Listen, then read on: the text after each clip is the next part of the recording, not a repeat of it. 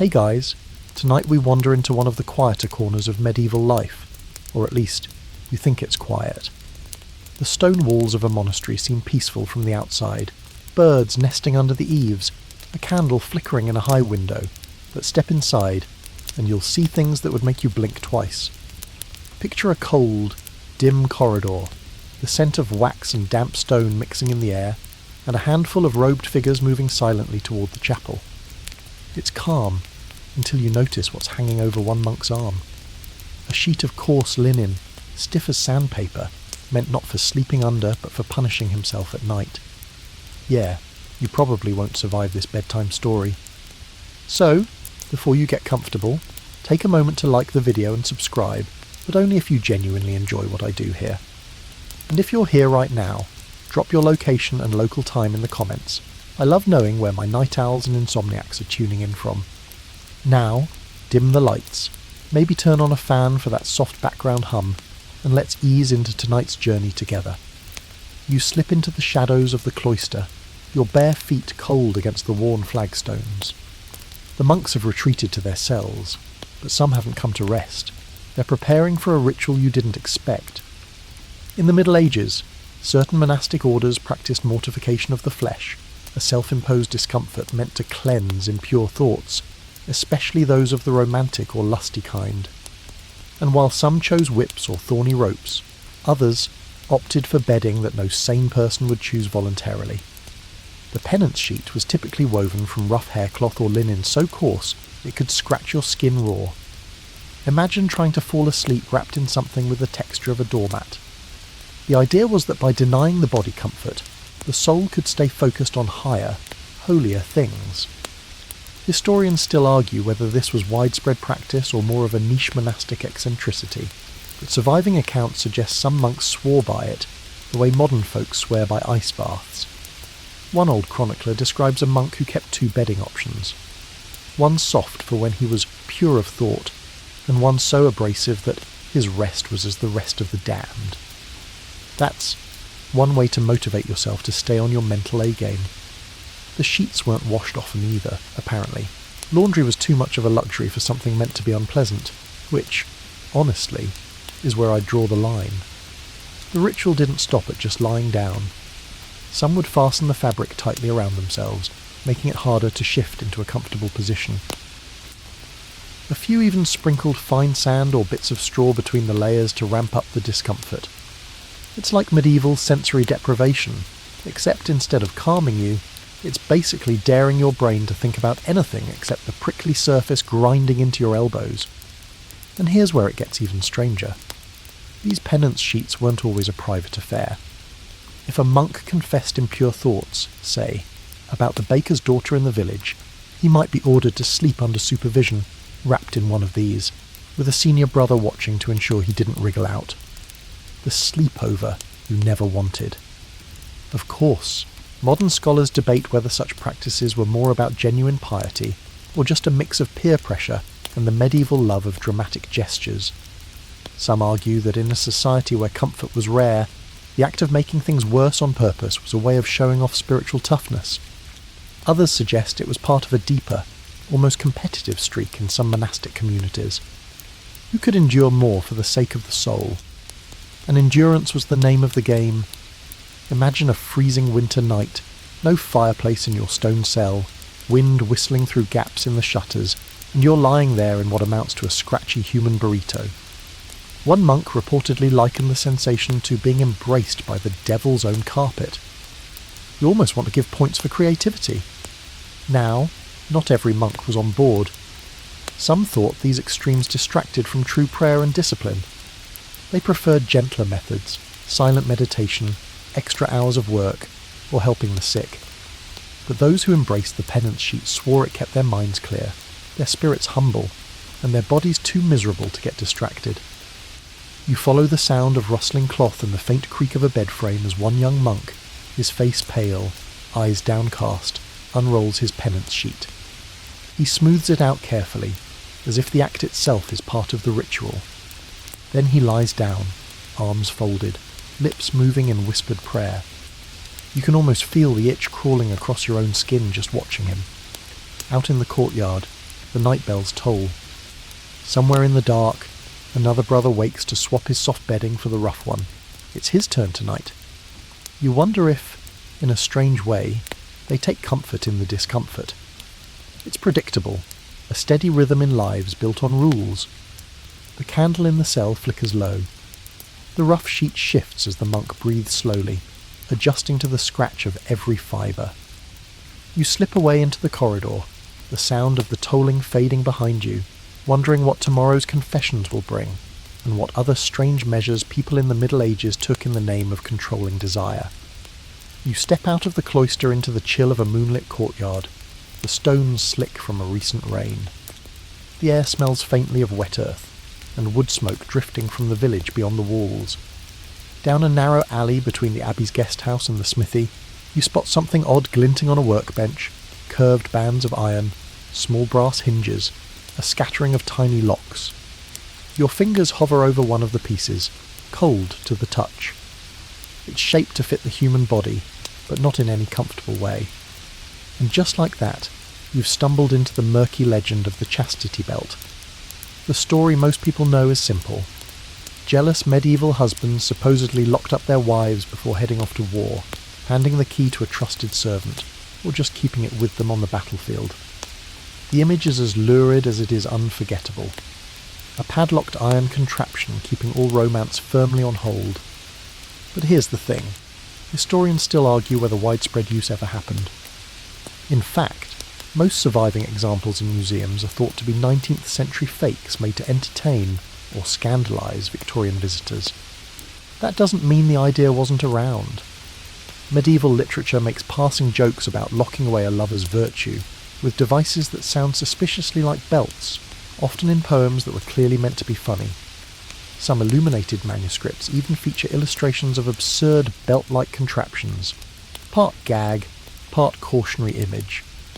It's possible that the chastity belt's medieval life existed mostly in satire and rumour, only becoming real centuries later when someone actually decided to manufacture them. Still, there are tantalising bits of evidence that a few versions may have existed in late medieval Italy and France, not as iron underwear, but as padded leather harnesses, sometimes with metal plates, supposedly for protection during travel. Whether that meant protection from assault or from temptation depends on which chronicler you believe. One 15th century account describes a merchant's daughter fitted with such a belt before a pilgrimage. Another suggests soldiers' wives wore them only at night, which makes you wonder about the logistics of keys, hinges, and hygiene. If you're picturing solid metal clamped in place for months, you can probably guess the obvious problem. Infection. Medical historians point out that prolonged wear of anything unventilated and in constant contact with the skin could cause nasty sores. And if your goal is to keep someone pure, nothing says romance killer quite like explaining to a medieval physician why you can't remove a rusty padlock in a hurry. And here's a quirky twist. A few 16th century city records mention men's chastity devices, not for jealousy, but as a supposed cure for what they called self-pollution. These were usually more like lockable pouches or cages, and no, they didn't catch on. You can almost hear the sarcastic sigh of some apprentice blacksmith asked to make one. You run your hand along the workbench, feeling the fine grooves left by a file. Maybe this particular set of bands was just scrap, an abandoned experiment by a metal worker who heard a travelling bard's joke and decided to see if it could be built. Or maybe it's a prop for a morality play, something to make the audience gasp before the big reveal that it's all symbolic. The Middle Ages loved a good stage shock. But here's where the story folds back into the realm of human behaviour. Even if chastity belts were rare or mostly mythical, the idea of them shaped how people thought about control and fidelity. A whispered warning about such a device might have been enough to keep some wayward impulses in check, or at least keep them more secretive. The psychological version of a lock is often more effective than the real thing. You step away from the bench, the iron chill still on your fingertips, and pass under an archway leading toward the outer wall. In the distance, you hear the soft laughter of a pair of night watchmen, swapping gossip about a merchant's wife who supposedly sleeps in chains. You can't tell if they mean it literally or figuratively, and in the Middle Ages, that's exactly how these stories worked. Half fact, half rumour, and entirely the kind of thing people remember centuries later. One watchman mutters something about a locksmith in town making a new kind of the lock, lighter and more discreet. The other snorts and says, "Good luck getting anyone to wear it without complaint." Their lantern bobs as they turn a corner, and you're left with the sound of your own footsteps on wet stone, heading toward the faint glow of the bathhouse ahead. The faint orange glow ahead pulls you in, along with the low burble of water and the occasional splash. As you push open the heavy wooden door, a wave of heat rolls over you, thick with the scent of damp linen, rosemary sprigs, and faintly smoky steam. You've found the public bathhouse, the medieval hub where cleanliness, socialising, and, let's say, interesting human dynamics all steam together in one tiled room. You step inside and blink through the haze. Men and women are present, though in some towns the sexes bathe separately or on alternating days. Here, though, a thin attempt at modesty holds, linen shifts clinging to damp skin, but not hiding much. A few patrons simply go without, either because they forgot their bath shirt or because they're making a statement. You notice a carved beam overhead bearing the town's official rules. No gambling, no swearing, no wrestling in the pool. You imagine some bathhouse keeper centuries ago grumbling that the sign should really have included no flirting, but gave up after the third complaint. The bathhouse wasn't just for scrubbing away the grime from medieval streets. It was the closest thing the era had to a social club. Here you could trade news, close business deals, or find yourself part of a matchmaking plot. There's a baker's apprentice nervously handing a tiny cake wrapped in cloth to the weaver's daughter. Over in the corner, two merchants argue about grain prices while a servant rinses their hair. And somewhere, someone's always telling the kind of joke that sounds a lot cleaner than it really is. Historians still argue whether bathhouses were primarily wholesome places or thinly veiled dating venues. In some cities, like 14th century Paris, they were heavily regulated, with strict codes on behaviour and even official curfews. In others, like certain German towns, they were family-friendly day and night, a place for mothers to bring their children. The reality probably sat somewhere in between, shifting with the decade, the town council, and the moral mood of the time. And then there's the quirky side. Bathhouses often offered food and drink service, because why not have a meal in your bath? Picture a wooden tray floating between patrons, piled with bread, fruit, and a jug of ale. Some even had musicians to keep the atmosphere lively. You can almost imagine the challenge of eating grapes gracefully while your fingertips prune. Your eyes wander to a small side room where a barber surgeon works under a low arch.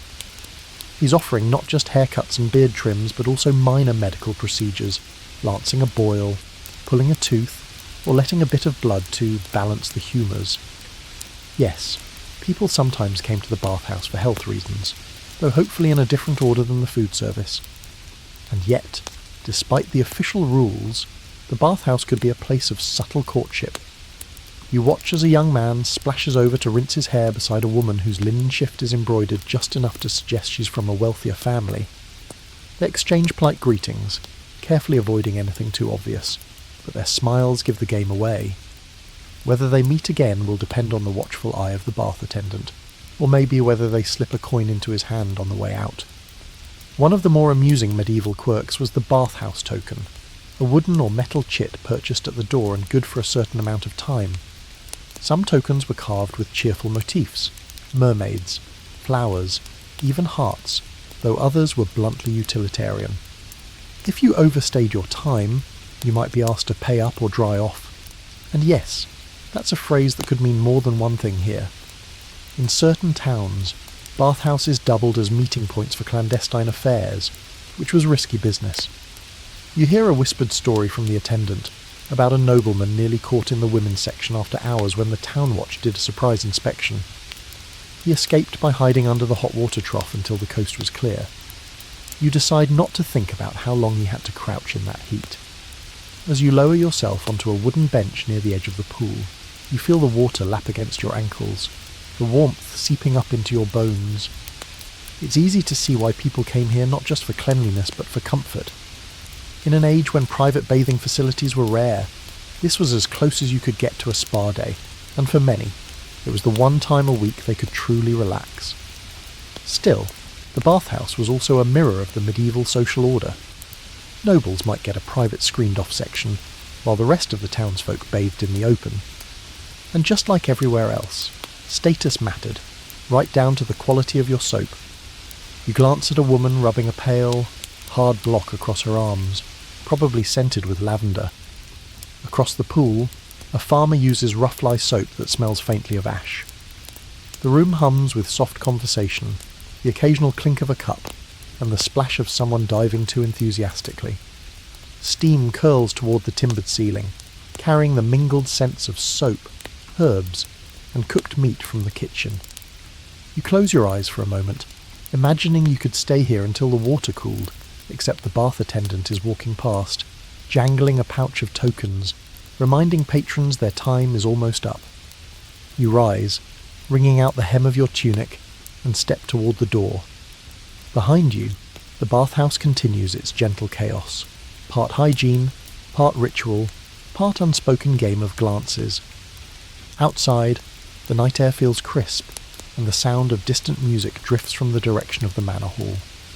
You follow the drift of music toward the manor, shoes whispering across packed earth, until the path widens into a torchlit courtyard.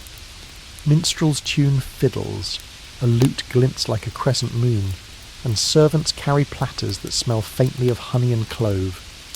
Inside, the hall breathes with low laughter. You slip along the rush-strewn floor, skirting a tapestry of stags and ivy, and there it is. The dance that isn't a dance, the careful choreography of words. Courtly love lives here, not in embraces but in sentences that hover like moths around a candle, always circling, never burning up. A nobleman bows to a lady whose sleeve is embroidered with silver pomegranates. He praises her light, which, frankly, is a bold way to compliment someone without mentioning, anything the bathhouse attendants would fine you for. She replies by scolding him for praising too much, which is code for go on. The rhythm is practiced.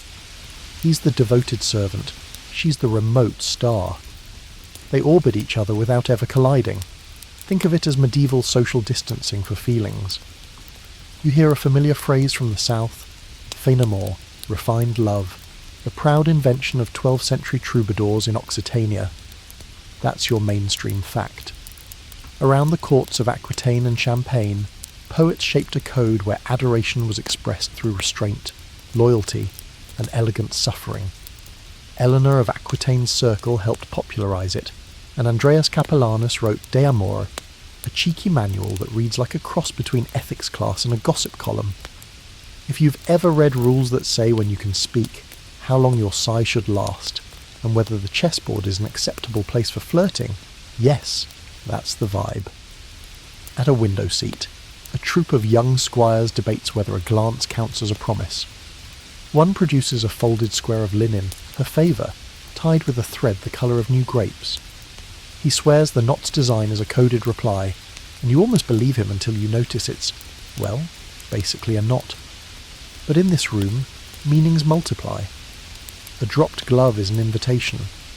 A borrowed book with a pressed violet says, "Remember me." A ribbon pinned over the heart says, "Think of me when the trumpets start." Honestly, the bathhouse token system felt simpler. On a dais, a lady with clever eyes presides over a playful debate. They call it a court of love, and tonight's case is this. If a knight rescues two ladies from a boar, who owes him more gratitude, the one he reaches first or the one in greater danger? Arguments bloom like roses. One squire cites precedent from a poem, another quotes a proverb. A third says the boar should testify. Joke number 1. You imagine the boar shuffling up, swearing on a turnip. Historians still argue whether these so-called courts truly existed outside literature, or were salon games dressed up in legal robes, but the notion that noble women weighed in on questions of affection. That leaves its own imprint, half play, half power. You drift toward the hearth, where a troubadour quietly tunes. He sings a verse about a lady he'll never touch, the kind of longing that's practically an endurance sport. The refrain falls soft, each line promising secrecy, loyalty, and perfect, inconvenience. Because that's the point here. Desire made bearable by distance, shaped like origami until it becomes an art object. Compared to the devil's carpet penance sheet in the monastery, this is penance of a different sort. No scratches, but plenty of itch. There's a quirky tidbit hiding in the corner. A serving girl passes around gingerbread hearts stamped with little arrows and crowns. Guests nibble them to sweeten the tongue before conversation. A custom someone swears helps with witty compliments. Another tray carries spiced wine, hypocras, because nothing oils a compliment like cinnamon and clove. One bold page claims that if you rotate your cup 3 times before toasting, your beloved will dream of you. You rotate yours twice, then stop. No need to summon dreams you can't return. At the long table, parchment lies ready for the night's pastime. Crafting partimon, a poetic debate. 2 novices argue whether true love can exist inside marriage, a question that lands like a dropped coin on cold stone. Some medieval poets insisted the most refined love had to be extramarital, kept impossible to keep it pure. Others, more practical, said vows and devotion could share a bed. Historians still argue whether this literary posture reflected actual behaviour or just a stylised game for well-fed audiences who enjoyed safe scandal. You recall the chastity belt rumours and grin. If symbolism could count as a hobby, the Middle Ages would win best in show. A herald announces a set of rules of love, lifted right out of Capellanus.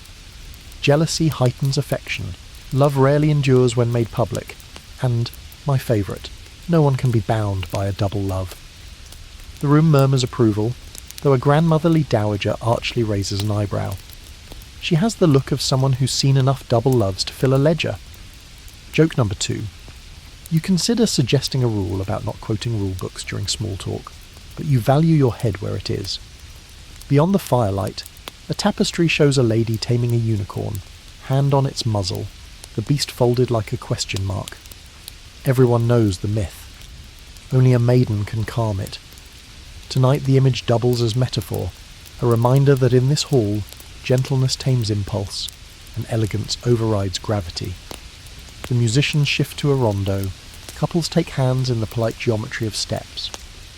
Palms brush, sleeves whisper, eyes flicker, each touch legally insignificant but practically volcanic. A knight near you wears a token at his belt. A small bronze snail. He claims it stands for patience and persistence. His friend says it's because he moves slowly when composing verses. You remember the animal gifts promised in your wanderings, snails carved into brooches, birds offered in cages, and tuck the image away for later. The hall breathes in unison, and you notice how everyone performs a version of restraint. Even the jokes land gently, like feathers on a table. Yet shadows coil around the pillars. For all its polish, courtly love has edges. A lady confides to her companion that polite worship can feel like a cage, lighter than iron, heavier than air. Another whispers that the fever of lovesickness is a real diagnosis in university texts. Amahirios, treated with music, baths, and conversation, preferably with the beloved. You picture the bathhouse again, the floating trays, and decide the medieval wellness industry had range. The troubadour returns with a song framed as a legal case. The lover claims damages for unreturned smiles. The lady counters that she delivered reasonable notice by lowering her veil. The chorus bangs the table in delight. You suspect these people would have loved a comment section. Joke number 3. If they'd had notifications, every lute player would have turned them off by noon. A hush falls. The lady on the dais delivers her verdict in the earlier Boar case. The knight owes his highest duty to the more endangered lady, since love, when noble, runs toward need rather than convenience. The hall nods as if a small weight has been put back in its proper place. The squire bows, the favoured ribbon on his sleeve trembles. Perhaps tomorrow he'll ride out to test his courage on something less metaphorical than a stanza. As the candles gutter lower, the air turns honey-thick and drowsy. Compliments fade to murmurs. The chessboard waits abandoned near the hearth, kings toppled like napping birds. You slip past the door, the night air smoothing your thoughts.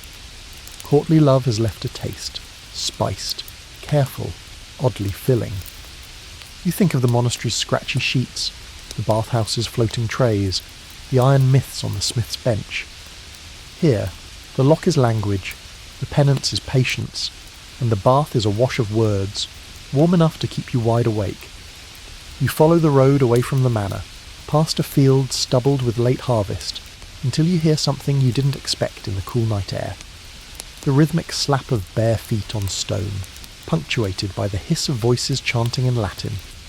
You round a bend and there they are, figures in plain tunics, backs streaked red, whips dangling from their hands.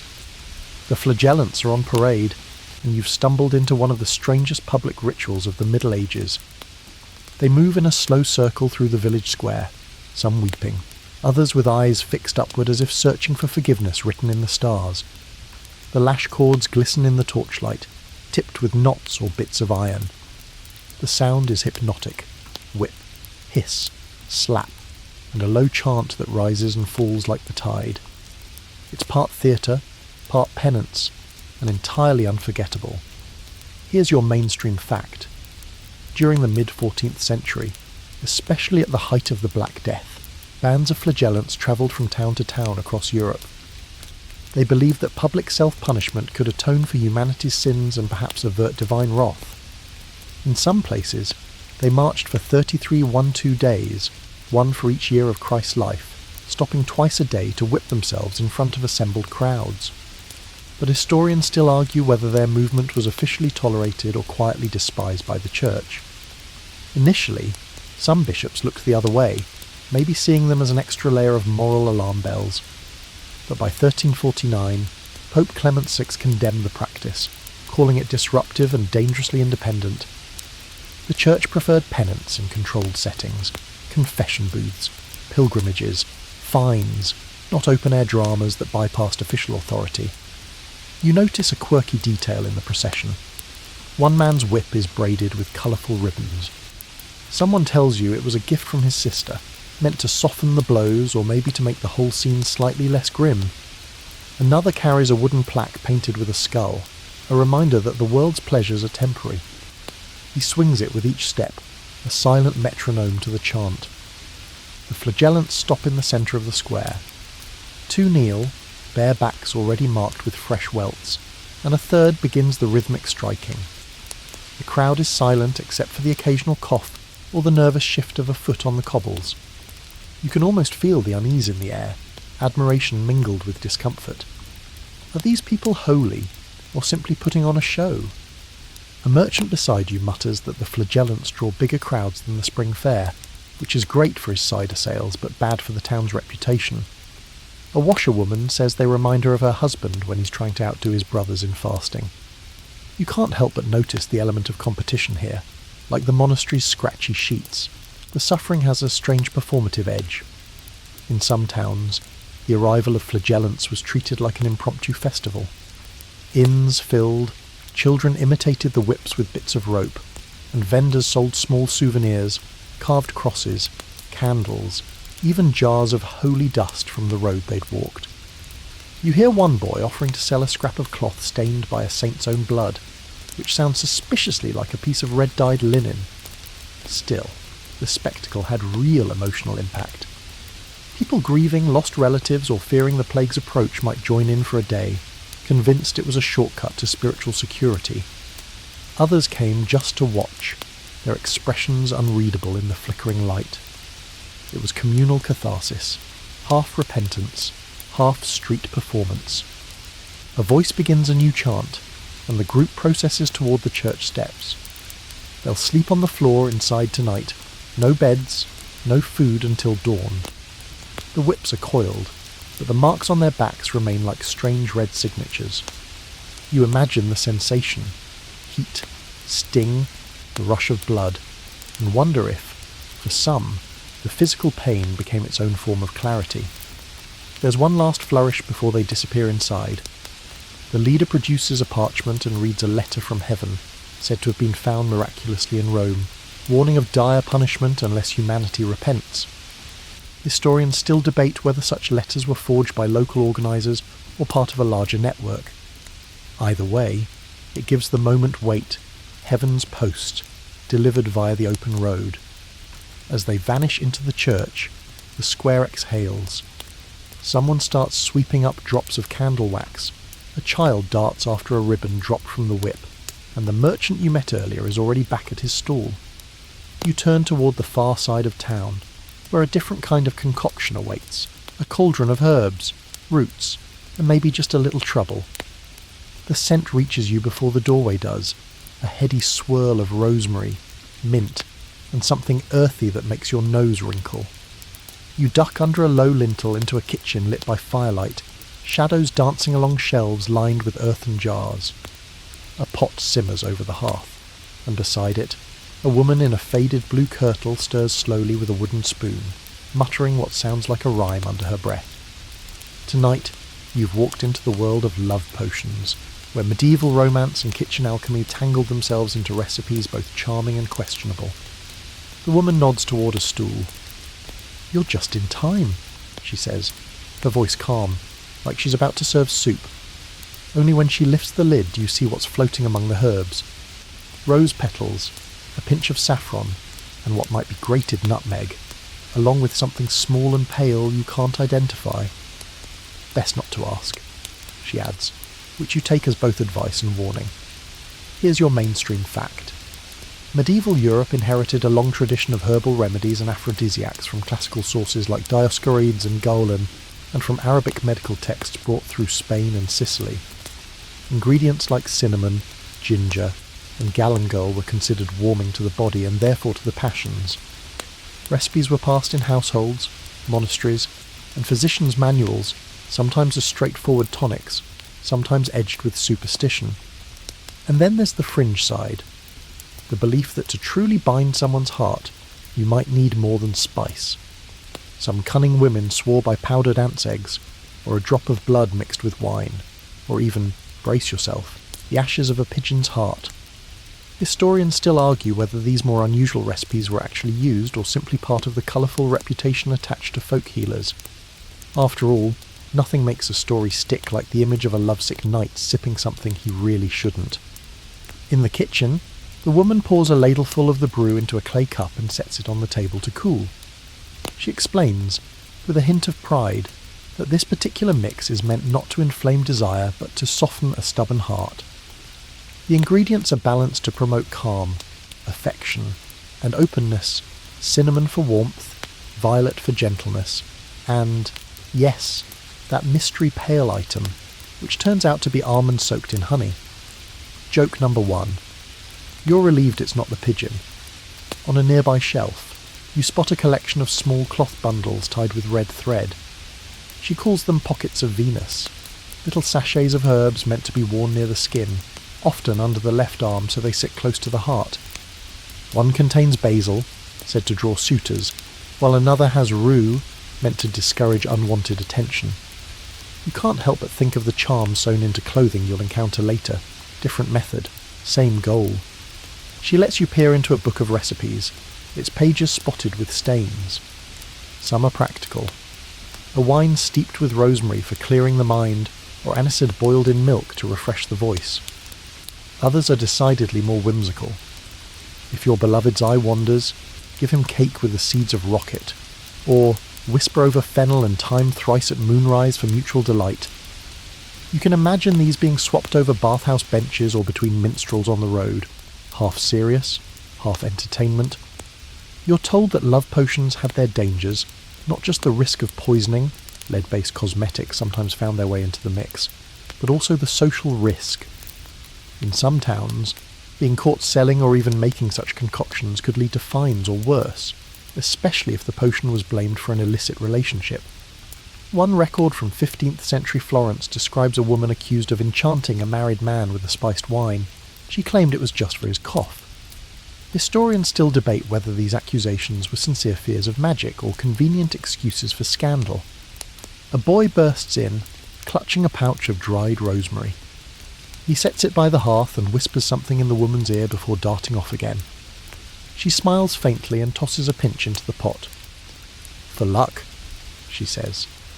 You suspect it's for more than that. Quirky tidbit. Some recipes suggested timing your potion making to the phases of the moon. or the position of Venus. You glance through the open shutter and see the moon tonight is a narrow crescent, which, according to one note in the recipe book, is good for beginnings but poor for sealing bonds. The woman shrugs when you mention it. Better to start somewhere than not at all, well, she says, and stirs again. As the potion cools, she hands you a small cup, not to drink, just to smell.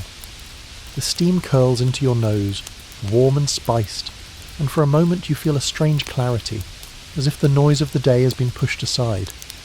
You imagine a medieval lover receiving this, wondering whether it's medicine, magic, or something in between.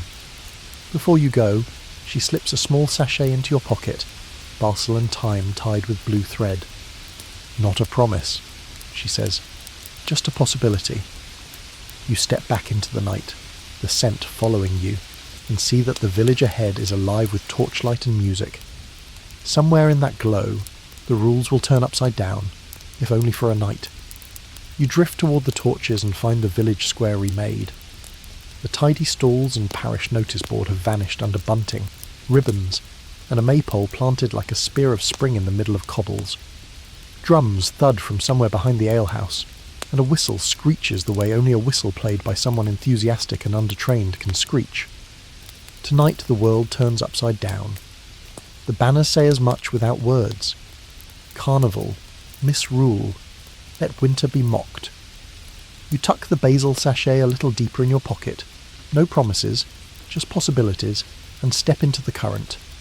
Masks pass you, foxes, hares, a lanky goat whose papier-mâché horns waggle with each step.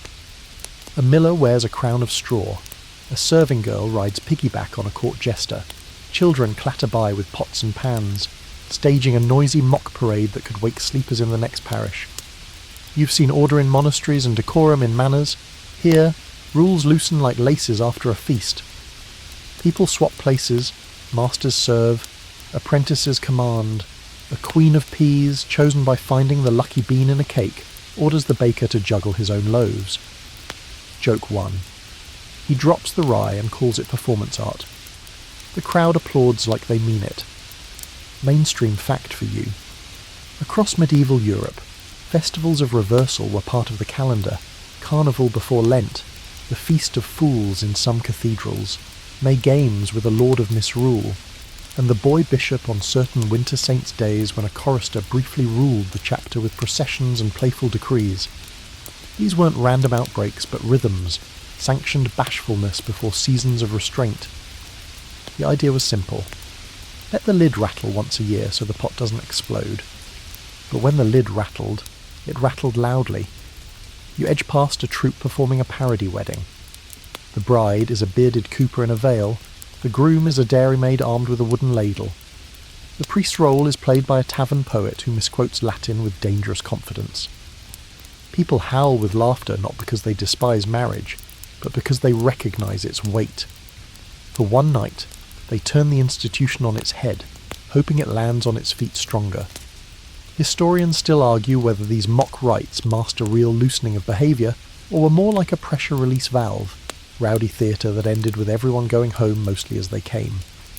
You catch the scent of rosemary and smoke, then a procession of wakes goes by, villagers carrying a wooden fish on a bier, accompanied by wailers who hiccup giggles between sobs.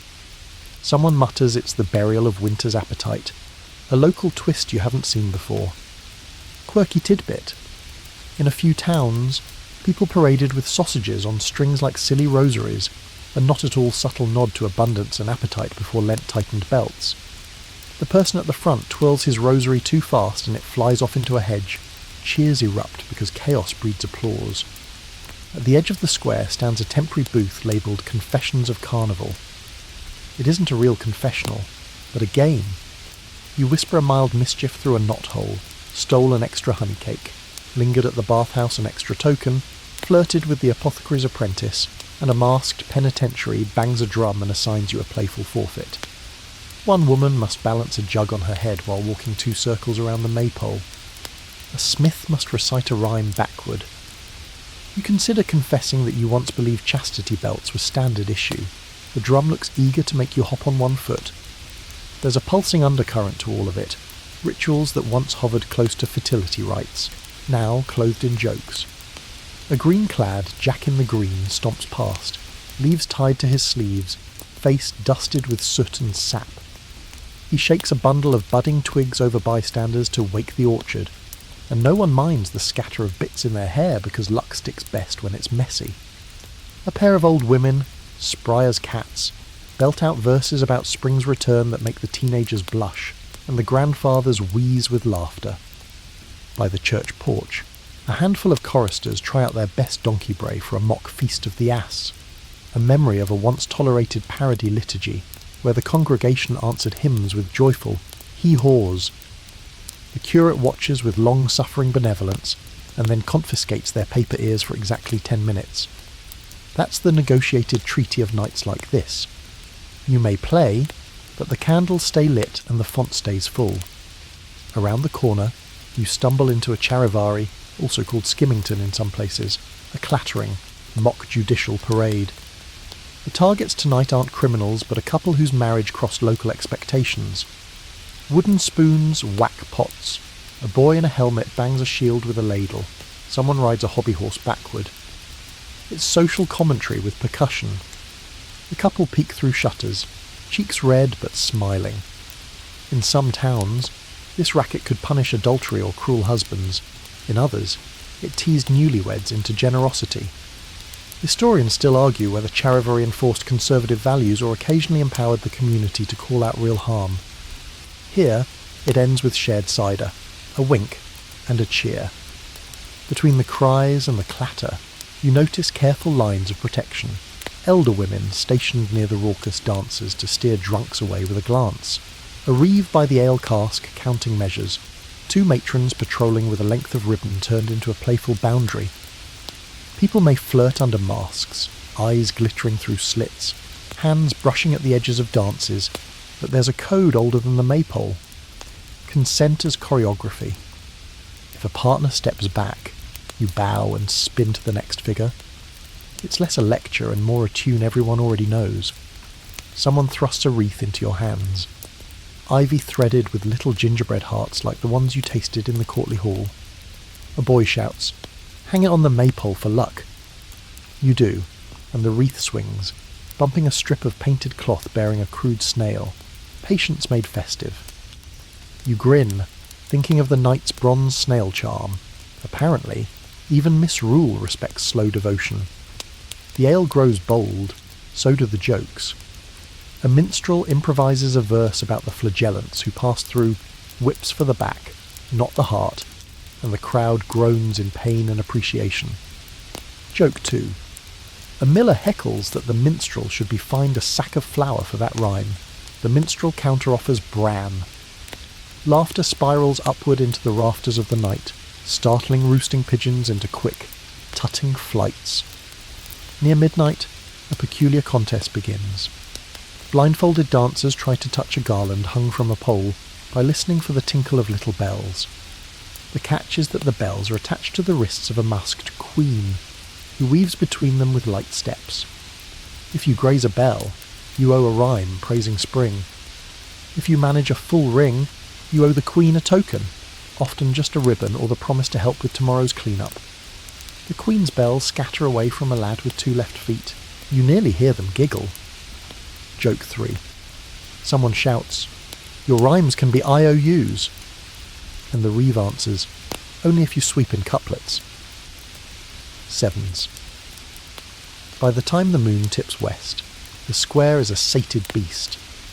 Coals wink under ash. The last drummer's hands go slack. A dozy silence folds over benches and bunting.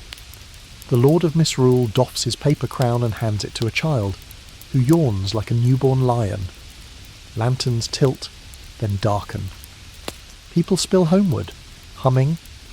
You stand a moment longer, the basil sachet warm against your chest, thinking how every place you've been, the cloister with its devil's carpet, the bath with its floating trays, the manor with its careful compliments, has its own way of steering the wildness.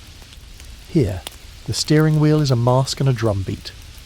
The world flips, laughs at itself, and then, gently, flips back. You leave the square while the bunting is still breathing in its sleep and step onto a road that glows faintly with moon dust.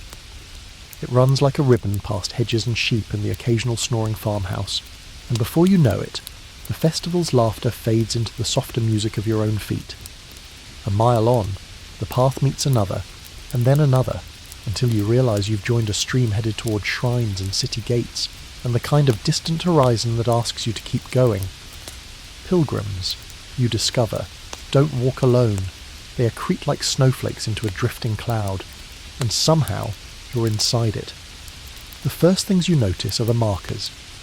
A scallop shell swinging from a cord, Santiago's calling card, a flask-shaped pewter badge stamped with a sword, Thomas Becket's ampulla from Canterbury, a cross sewn in red cloth for Jerusalem, more wish than itinerary for most. Mainstream fact. By the 12th and 13th centuries, routes to Compostela, Rome, and Canterbury thrummed with travellers of every class, guided by waymarks, roadside crosses, hospices run by monasteries or guilds, and a patchwork of local saints eager to welcome swollen feet. You fall into step with a woman who's been to 3 shrines and 2 markets this year. She says the markets kept her shoes on more reliably than the shrines. Daylight arrives like someone dimming up a candle, and with it, conversation. Pilgrims swap stories the way bathhouses swap gossip, softly, with steam. A mason sings about a miracle that saved his thumb. A widow tells you the exact shade of the candle she promised to light if her son recovered. A clerk lists the Latin verbs he'll recite at St. Peter's as if the conjugations themselves might open doors. Between tales you catch glances, friendly and lingering, and realise the road also hosts a quieter plot. Romances that gather like dew and either evaporate at the next crossroads or hang on long after the sun has risen. You stop at a bridge where someone has chalked directions. Left fork to cheap beds, right to honest stew. People pretend the choice is purely theological, then they sniff in the direction of stew and drift right. The hospice is a long timbered hall with pallets laid soldier neat. A brother stamps your badge with the symbol of their house, a little hammer and lily, and points you to a place near the door where the air is cooler and the snores, allegedly, gentler. He also warns you to keep your purse tucked under your pillow and your basil sachet, if you have one, close to the heart. You feel for it like a secret. Here, the choreography repeats every evening. Wash at the trough, compare blisters by the fire, trade remedies, goose grease, threaded wool, a prayer to Saint Roch, and then share scraps of road food. Cheese friendly with the idea of walking, apples with bruises the size of thumbprints, black bread like edible roof tile. Someone produces a flask of hippocras, and the circle tightens.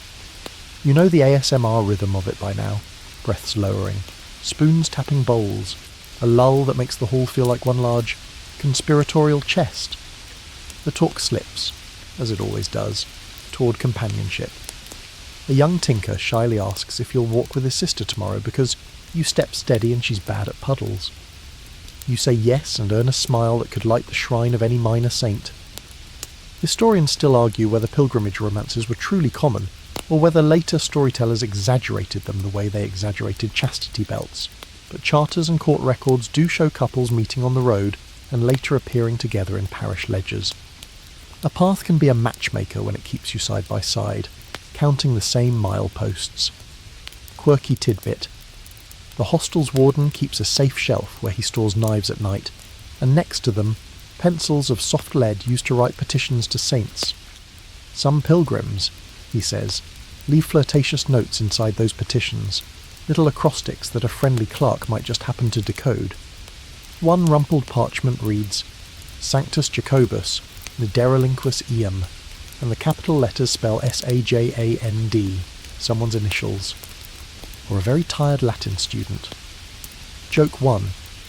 A merchant whispers that the only miracle here is finding a clerk who doesn't correct the grammar before the saint reads it.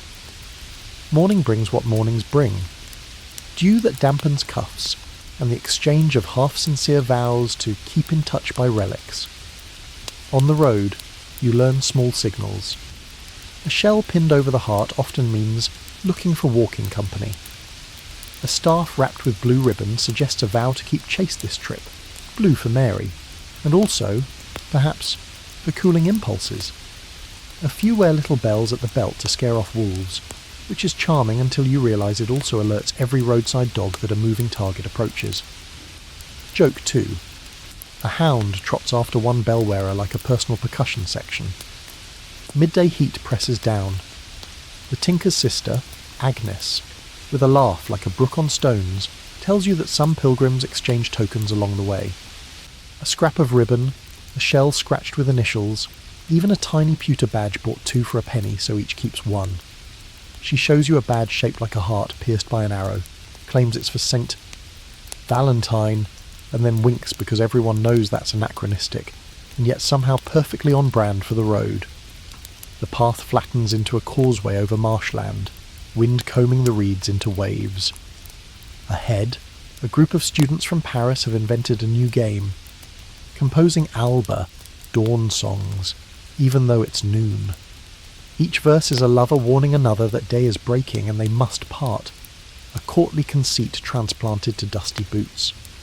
You think of the manor's chessboard and the ribbon on the squire's sleeve, and you realise the road borrows from the hall and gives back improved models. The students argue metre. A miller's daughter contributes a chorus better than all their scansion combined. Historians still argue whether women's voices are undercounted in the surviving road songs. Your ears vote emphatically yes.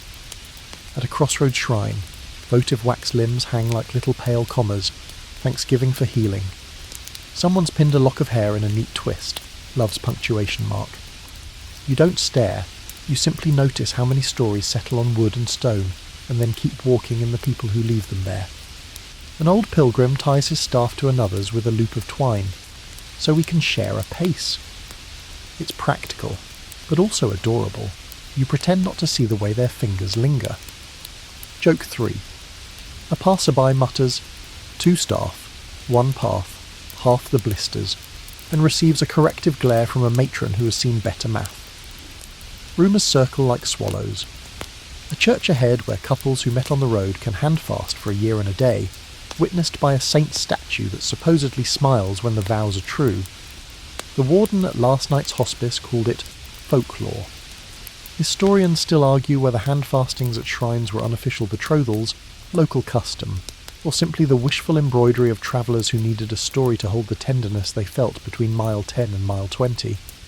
You arrive and find no smiling statue, just a kindly priest who offers a blessing for fellow pilgrims who keep each other safe.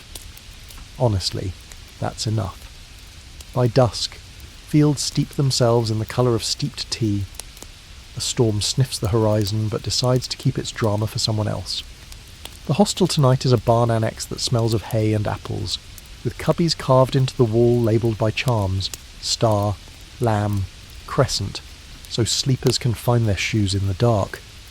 You tuck the basil sachet beside your pallet, and the scent folds the day into something sincere.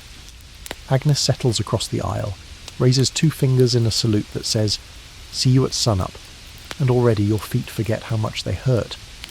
In the low murmur of the barn, someone retells a tale about a knight who walked to Compostela in penitent barefoot silence and returned with calluses like coins. Another swears he met his wife because he shared a needle and a patch of cloth in a rainstorm and the needle just kept stitching. You lie back, looking up at beams scarred by years of ladders, and think how the world keeps inventing corridors for chance. Cloisters, bathhouses, courts, festivals, and here, long roads that secretly moonlight as slow, stubborn matchmakers. Sleep edges closer. You roll onto your side, listen to the bells on someone's belt exhale once, then go still. The basil warms under your cheek. Tomorrow, the road bends toward songs about stars and a troubadour's wink, toward coded verses that saunter like cats along the eaves. But for now it's just you, the quiet, and the feeling that somewhere ahead a shell will clink against another shell, recognition in miniature, and 2 people will adjust their pace to match. By the time you and the dawn crowd slip over the next hill, music has already unrolled itself across the valley like a bright rug. You follow it to a courtyard where a handful of travellers have built a small stage out of barrels and planks. A man with a dark, amused smile tunes a lute. Beside him a vielle player rolls the bow across strings until the notes glow. Someone passes a cup, probably safer than most wells, and the circle hushes as the singer blows you a conspiratorial glance. You've stumbled into a troubadour's hour, where words mean two things at once, and sometimes three if you blink. He begins with a canso, the classic love song of Occitania, smooth as oiled wood. You don't speak every word of the Languedoc, but your ears catch the shape of it, syllables that purl and click like beads slipped on a cord. Here's your mainstream fact. Between the 12th and 13th centuries, poets from southern France, troubadours to compose, jogglers to perform, created a whole ecology of song about desire, restraint, and clever disobedience. Their verses travelled from castles to marketplaces, across Pyrenees paths and down riverways, stitched into memory long before ink pinned them down. And yet the real sport isn't just the tune, it's the code. The singer drops a senhor, a false name for a very real lady, Belle Visa. The good seer and all the in-the-know eyes in the crowd trade a tiny spark. Another verse mentions the window that opens only when the moon is shy. No architect would pass that blueprint, but you get it. He's mapping a rendezvous in metaphors so polite they curtsy. Historians still argue whether these songs veiled actual affairs or simply rehearsed a courtly fantasy for safe scandal. Either way, the double meanings hum like bees in a lavender hedge. You hear techniques tucked like pins in the hem. One stanza ends with a word that becomes the first word of the next, coblas cap vinidas, a little handoff that keeps the thought alive, the way the maypole ribbons kept moving last night even when the drummers yawned. Then he shifts to trobar-clus, the closed style, dense as fruitcake, where a simple line like the hawk knows when to stoop carries a shopping list of private signals. Joke 1. You half wish someone would hold up subtitles. Hawk, him, rabbit. Not entirely him, stoop. Absolutely don't ask questions in front of the steward. Sevens. Between songs, the joggler tells a tale of a poet who hid his beloved's initials in the first letters of each stanza, only to have a monk copy the poem and helpfully reorder the pages. The poor knight courted AMRI instead of MARI for a year. Quirky tidbit, and also a very medieval problem. When your love life depends on pagination, pray for careful scribes. You remember the hospice's safe shelf pencils and the acrostic to St. James that looked like a grammar accident. Apparently, romance in this century favours people who know their alphabets. Another song sprints by in the lighter trobar-lu, where the metaphors wear simple boots and smile. The refrain teases a garden behind a locked gate, which makes you flash to that smith's bench and its suspicious ironwork. The crowd snorts with recognition. Yes, locks are a motif, from chastity tales to cellar doors, but here locks are mostly literary props. The troubadour winks toward your pocket as if he can smell basil. You pat the sachet like a superstition. A tenso follows, debate in duet. The troubadour and the joggler volley questions about the ethics of glances. Does a smile count as consent to hope? The joggler argues yes. The troubadour counters that a smile may be politeness, like the bathhouse's floating tray, offered to everyone. Laughter laps around the courtyard. They rhyme glance with a word that sounds like chance, and then, with shameless audacity, rhyme it again. Historians still argue whether these quick-fire duels were rehearsed salon tricks or hot improvisations. Either way, you feel the current of a culture that treats courtship like fencing, blunt tips, but sparks on contact. Then comes an alba, a dawn guard song. A watchman warns lovers that morning pause at the shutters. You've heard students riff on this yesterday, but in the troubadour's mouth the form turns silvery and specific. Friend, rise. The birds tell lies. The sentinel sings, implying birds are lousy alarm clocks when one kiss remains. The crowd hums the refrain, and you sense how these pieces travelled, memorised by mouths, filed in hearts, adjusted like cloaks to fit the weather. You drift to the stage's edge, where a boy keeps time by knocking knuckles on a barrel hoop. He tells you that sometimes the code isn't sweet at all. Sometimes it's a complaint against a jealous husband or a pompous rival. But you say it with roses, he adds, or the reeve gets restless. He demonstrates a hand sign for cut the verse there, which looks suspiciously like I need the privy, and you store it for emergencies. Joke 2. If medieval life had hand emojis, that one would trend every feast day. The singer launches into a pastorela, a flirtatious exchange between a knight and a shepherdess. Scholarship loves to squint at these. Are they charming banter or social fantasy? This version gives the shepherdess the last word. She schools the knight in courtesy and sends him back to his horse with the dignity of a bishop. Laughter breaks like bread. You think again of the court's lady judges of love. Here, too, a woman sets the key, and the lute follows. Between numbers, the troubadour lifts a wineskin and toasts to all who have slept on haircloth and still manage to rhyme. The crowd chuckles. The monastery's devil's carpet makes its cameo. He tells a story about Bernard de Ventadorn, famous for sighs so well placed they've outlived half the castles that hosted them, and about Arnaud Daniel, whom later poets, like Dante, praised for knotty verse that could make a scribe chew his quill. Mainstream fact folded in with gossip, because that's the troubadour way. History in a velvet pouch with a tiny bell. A woman at the back requests a servant, a satire, sharper than the rest. The troubadour obliges with a lightly barbed lecture to a town that fines couples for lingering by the mill after sunset. He never names the town, because he'd like to be invited back, but the miller next to you blushes the exact colour of ripe cherries. The chorus plays referee. Mockery measured, like the Reeves ale portion at Carnival. Historians still argue whether these songs had teeth enough to shape policy, or were just clever steam valves. You suspect both can be true if the right ears are listening. As dusk leans in, the singer drops the richest code yet, his sen hall hidden inside a rhyme scheme that treats one vowel like a secret staircase. He repeats you the way a nightjar repeats its call. If your ear is tuned, you can climb it. If not, it's just, well, pleasantly owlish. You remember the astrological aside from the potion maker, the crescent moon good for beginnings, and wonder how many beginnings have hidden in vowels no clerk dared annotate. A child wanders up with a gingerbread heart on a string, the same festival shape you hung on the maypole.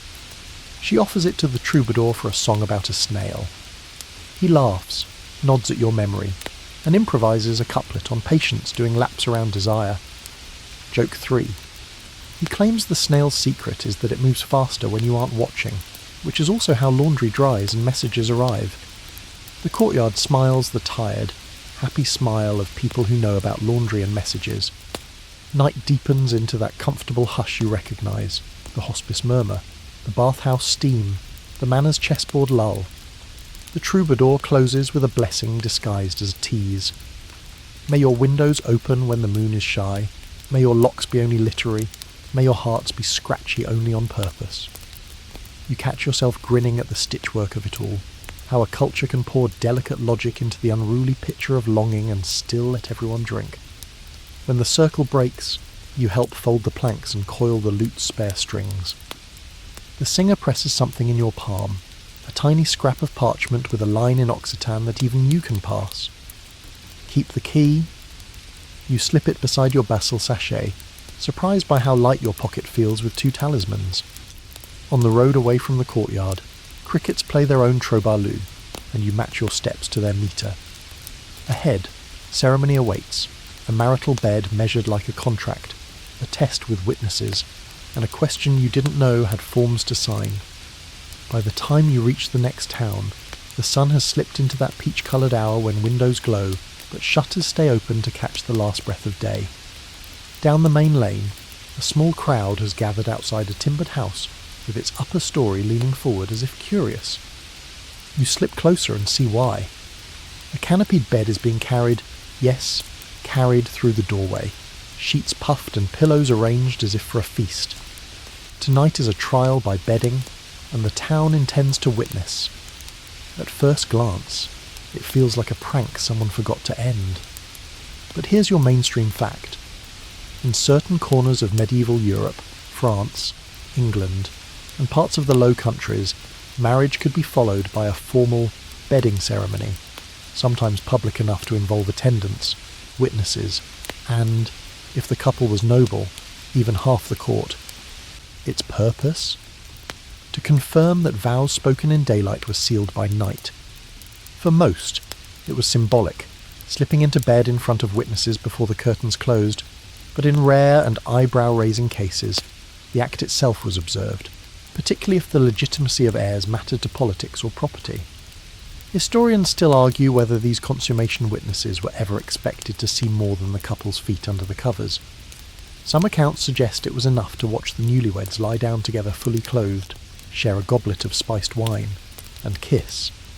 Others, especially from disputed royal unions, hint at far less privacy, with clerics or chamberlains tasked to confirm performance in language as euphemistic as it was uncomfortable.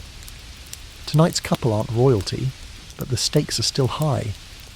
The groom, a merchant's son, is marrying the daughter of a wealthy brewer. The union will combine ale and shipping into a local powerhouse. Both families have turned the bedding into a small pageant. 2 women carry a ewer of rosewater for washing hands. A man follows with a platter of sugared almonds. And behind them, a fiddler plays a tune that tries to be both romantic and respectable. You're ushered into a low-ceilinged room where the bed has been set on a dais like an altar. The linens are white, embroidered with tiny green leaves, a nod to fertility. At each bedpost hangs a sprig of rosemary, and yes, you think of the potion maker's kitchen and how scents travel better than gossip. Quirky tidbit. In some regions, bedding sheets were sprinkled with crushed lavender or strewn with petals not for romance, but to mask the smell of damp straw mattresses. The bride and groom enter, greeted by applause and a few ribald asides from the older men in the corner. A bedding maiden and bedding man help them out of their outer garments, not undressing them entirely, just removing the heavier layers so they can slip under the covers without looking like they're suffocating. It's part service, part theatre, and entirely a chance for the attendants to crack jokes about who will fall asleep first. Joke 1. A smith leans over to you and whispers, "Bet you 5 deniers it's him. He's been nodding off since the soup course." 7s. Once the couple is tucked in, the witnesses offer blessings, some earnest, some comedic. One elderly aunt wishes them more children than hens in the yard. Another advises them never to go to bed angry, lest you roll into the wall and not notice. The fiddler plays a slow tune. The goblet of spiced wine is passed between the couple, and everyone pretends not to notice when their fingers linger on the cup. In certain historical cases, bedding ceremonies doubled as legal proof of consummation. A sealed letter from the presiding witness could settle disputes about dowries or inheritance later. It's not hard to see how this could turn coercive or deeply awkward, which is why many communities softened the practice into a symbolic moment followed by the blessed retreat of curtains. Historians still debate how often this softened form replaced the literal version. The absence of too much detail in most records suggests either modesty or collective agreement to keep the specifics off parchment. As the couple exchange another sip from the goblet, a few bold guests begin a song, half blessing yen, half bawdy, about the first night's harvest. The younger guests giggle, the older ones harmonise, and the fiddler somehow manages to make the tune sound both like a hymn and a tavern chorus. A jar of almonds passes around the room. One lands in your palm and you pocket it for later, because in this setting you're not entirely sure what later might mean. Quirky detail number 2. In some towns, unmarried friends would sneak into the couple's chamber after the ceremony and fill their shoes with grain or flowers, symbols of abundance. You spot a boy in the corner holding a small sack of barley, clearly plotting something for when the fiddler packs up. Joke 2. An old woman next to you mutters, "If they're really lucky, the barley will sprout before they leave the bed." 7s. The bride's bedding maiden adjusts the pillows one last time, tucks the blankets to the couple's chins, and draws the curtains. That's the cue for the guests to file out, still laughing and tossing blessings like coins into a fountain. You hear one man say he hopes their firstborn will be as good at accounts as he is at keeping ale prices fair, and the other reply that he'd settle for a child who doesn't drink the profits. Outside, the crowd disperses into the warm evening, their chatter mixing with the faint hum of insects. You think about how the ritual turns something private into a performance, not unlike the flagellants' processions or the courtly love debates, an act meant for 2, but shaped to reassure, amuse, or impress many. Here, intimacy is public currency, traded in symbolic gestures and witness sips of wine. You pass the fiddler packing up his instrument. He grins and says, "Tomorrow it'll be someone else's turn. Beds wear out faster when they have audiences." You chuckle and step back onto the lane, where the air smells faintly of rosemary and roasted almonds. Ahead lies a market street where love might arrive in stranger packages, animal tokens and odd gifts whose meanings require their own kind of translation. The market street hums with the pleasant chaos of a dozen trades talking over each other. Bakers slap loaves onto counters, cobblers display shoes shaped like the curled toes of jesters, and a fishmonger shouts the virtues of a carp that looks mildly annoyed to be here. But between the stalls of turnips and tallow candles, you notice something different. Little tables covered not in food or tools, but in animals, some alive, some carved, some stitched into bright scraps of cloth. A girl with a basket of pigeons waves you over. "For your sweetheart," she says, holding up a bird with feathers as white as spilled flour. She explains, without much prompting, that in her village, giving a live bird shows you wish the recipient freedom to fly, but reason to return. Mainstream fact. Animal symbolism was woven deeply into medieval courtship and marriage customs. Swans stood for loyalty, falcons for nobility, and doves for love's peace. Gifts could be literal, feathered, furry, or hooved, or they could be rendered in embroidery, jewellery, or wood. Historians still argue whether most people understood the full symbolic language, or if it was more of an elite pastime. Nobles, surrounded by heraldic imagery, certainly had a working glossary. Rabbits meant fertility, dogs meant fidelity, and lions, well, lions meant, "I'm brave enough to hand you a lion if I could." For ordinary townsfolk, meanings may have shifted, borrowed from neighbours or invented on the spot. On the next table sits a row of carved snails, each with a tiny loop at the top for threading onto a cord. You pick one up. It's heavier than it looks. The stallholder grins and says, "Patience." You remember the knight's bronze snail charm in the manor hall, and the painted snail on the maypole ribbon during carnival. Apparently, slow and steady has been a courtship virtue longer than you thought. Quirky tidbit. Some manuscripts from the 14th century feature inexplicable marginal illustrations of knights battling giant snails. No one knows why. Historians still debate whether they were satirical, symbolic, or simply the doodles of a very bored scribe. A boy passes by with a tray of gingerbread bears. "Strength," he says, though they look more like sleepy cats. You buy one and immediately regret taking the head off first. Decapitation and devotion make odd bedfellows. Farther along, you find a jeweller selling brooches shaped like fish, cats, and hounds. He leans in to explain. A fish means plenty, because of the miracle of loaves and fishes. A cat means independence, often given to a lover who doesn't want to be crowded.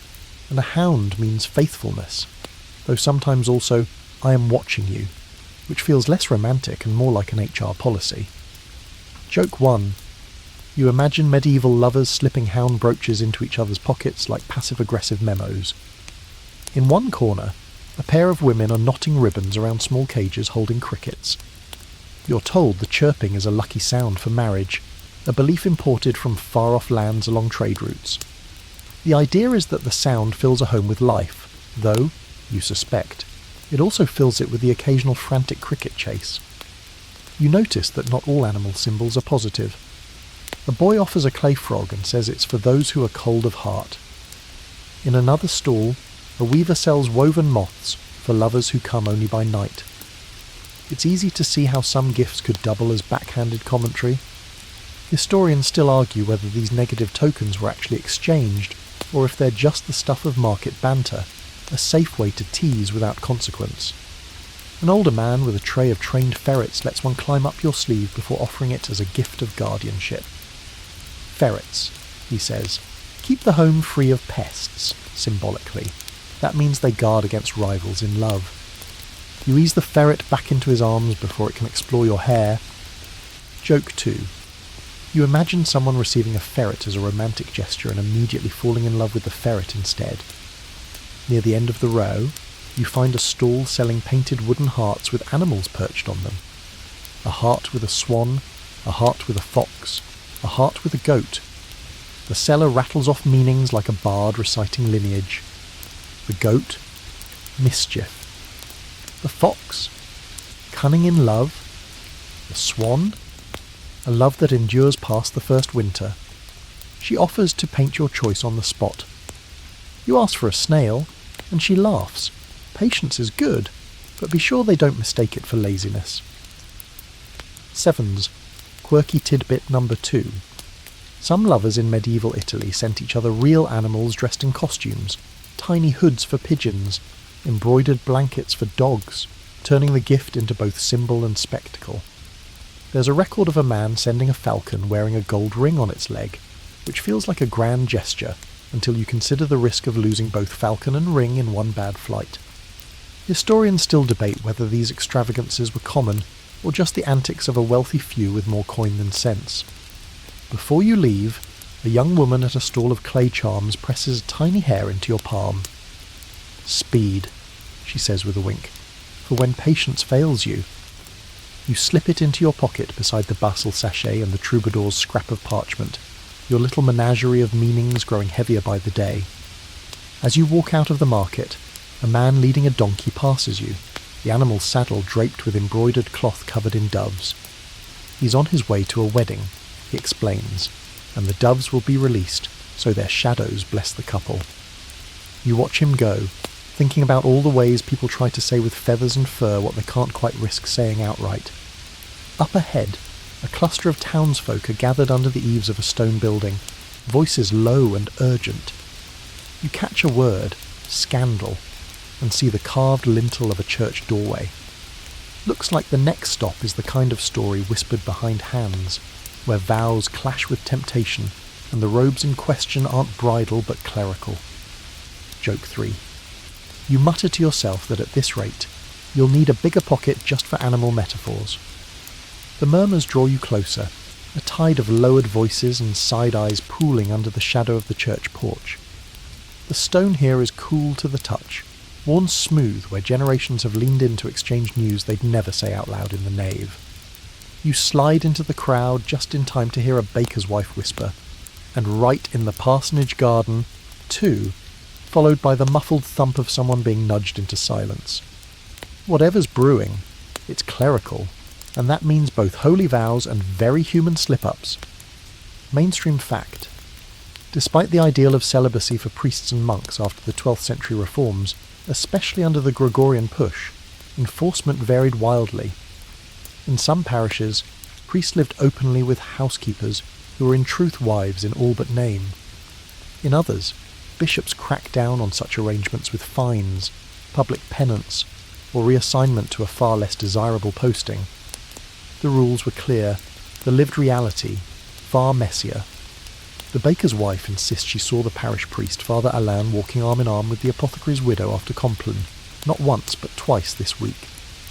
Her husband points out that they might have been discussing ointments for his bad knee.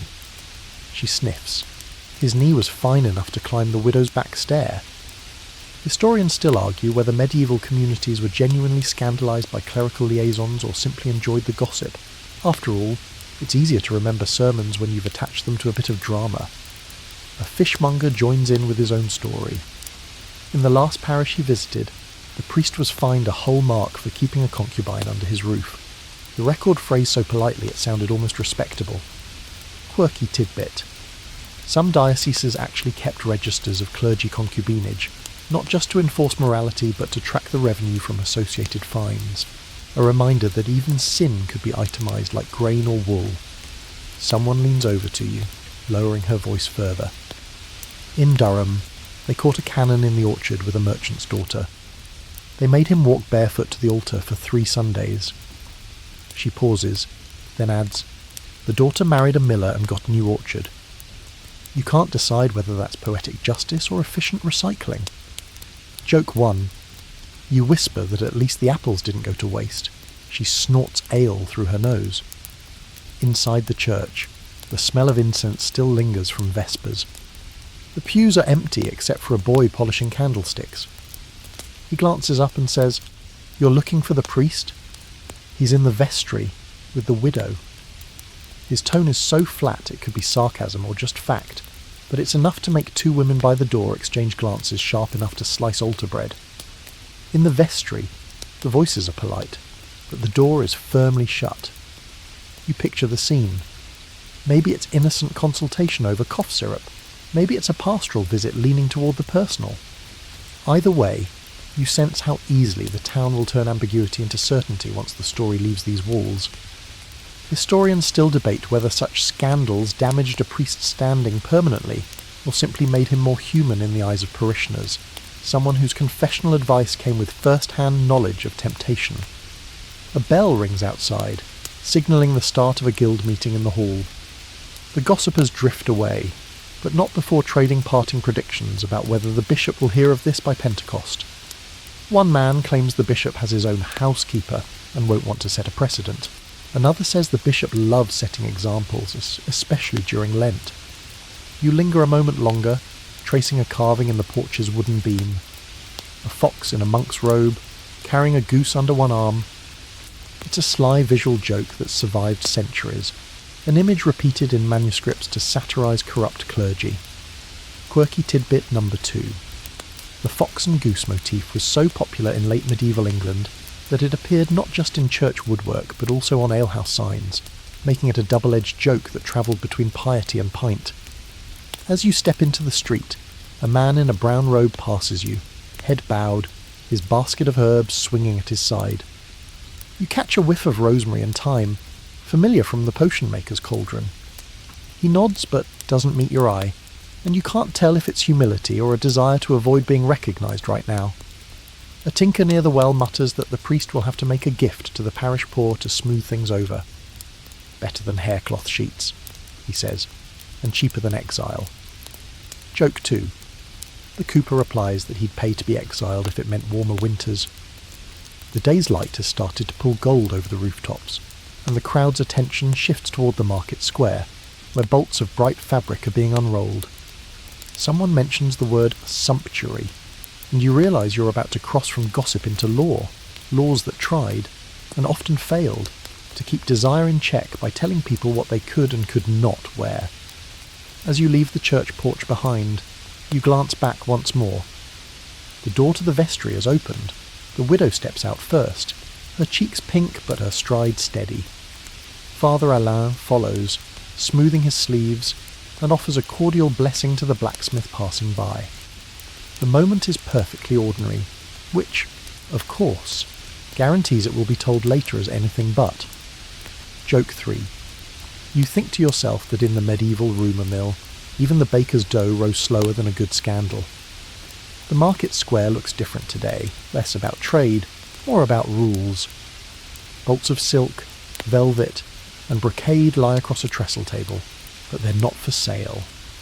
They're exhibits in a lesson, each guarded by a clerk with ink-stained fingers and the thin smile of someone who enjoys paperwork.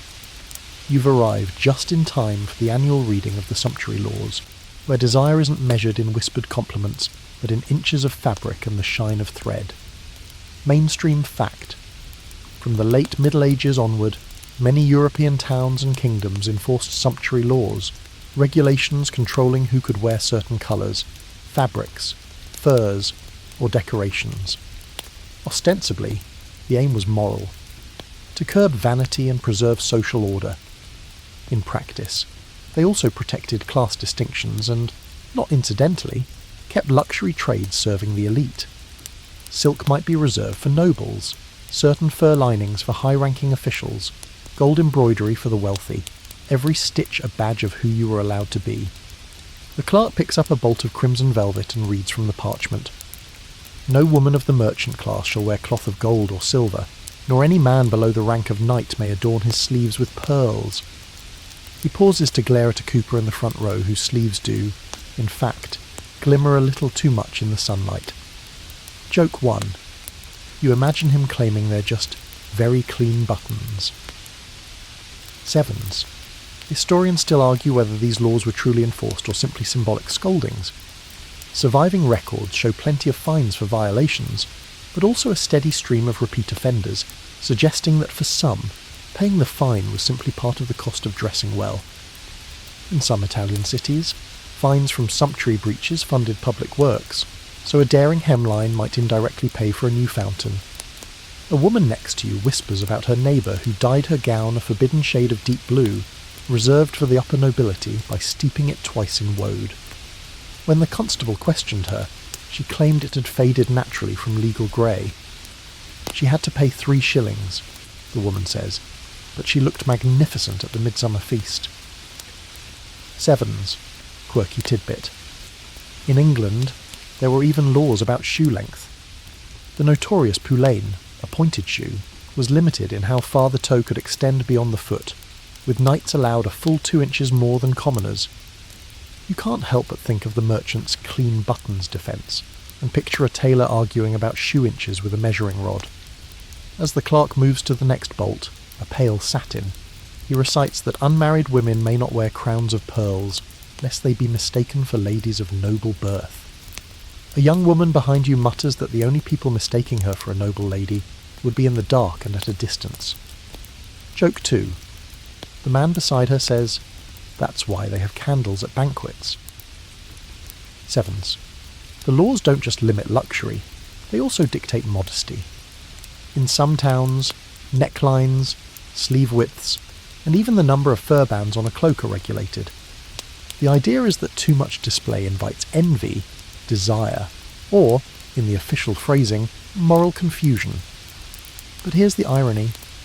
By making luxury items more forbidden, the laws often made them more desirable. Historians still debate whether the rules curbed indulgence or simply sharpened the thrill of bending them. A tailor in the crowd is clearly enjoying himself, whispering to his apprentice about the clever ways people skirt the rules, lining a plain gown with a rich fabric that shows only when you move, embroidering with coloured thread close enough to gold to pass after sunset, or adding detachable trims for private wear. The apprentice looks like someone who's just been told smuggling can be done with needle and thread. Another quirky example. In 14th century Florence, officials patrolled weddings to check if brides wore unauthorised jewels. If caught, the jewels could be confiscated on the spot. Some brides simply borrowed less conspicuous sets for the day and wore the good ones to the after-party. Joke 3. A man behind you mutters that's why he prefers after-parties anyway. The wine is cheaper and the measuring rods stay home. As the reading winds down, the clerk unrolls a smaller bolt of plain linen and holds it aloft. "This," he declares, "is suitable for all." The crowd chuckles, not at the idea of plain linen, but at the way his own sleeves peek out from under his robe, trimmed with a narrow band of what looks suspiciously like silk. Hypocrisy, it seems, has never gone out of style. When the crowd disperses, you wander past the stalls where the actual buying and selling happens. Here, the rules loosen. A dyer leans across his counter and assures a customer that this particular red is sunset crimson, not royal crimson, with a wink that says the difference exists mostly in the eye of the constable. A furrier rolls up ermine into bundles marked stoat, because the line between the two is as much politics as zoology. You pass a group of young men arguing about whether wearing forbidden colours to a festival counts if it's under a mask. One insists the mask changes your identity, and therefore the law doesn't apply. The others laugh and say that's exactly the sort of reasoning that lands you with a fine and a confiscated hat. Beyond the square, the street narrows and grows quieter. A small bookshop's door hangs open, the scent of ink and parchment drifting out. Inside, you see a dusty volume lying open on a lectern, its pages full of neat, formal text interspersed with diagrams that look oddly like furniture layouts. Then you spot the title and realise it's not about furniture at all. You've found yourself face to face with the church's official instructions for what should happen inside a married bed and, perhaps more importantly, what shouldn't. The shop smells like dried herbs and candle wax, with the faint sour tang of old leather bindings. You step inside, and the wooden floor sighs under your boots. The volume on the lectern is thick, its cover worn to a soft sheen, and the neat script inside is Latin so prim it almost feels judgmental. The title page makes it clear.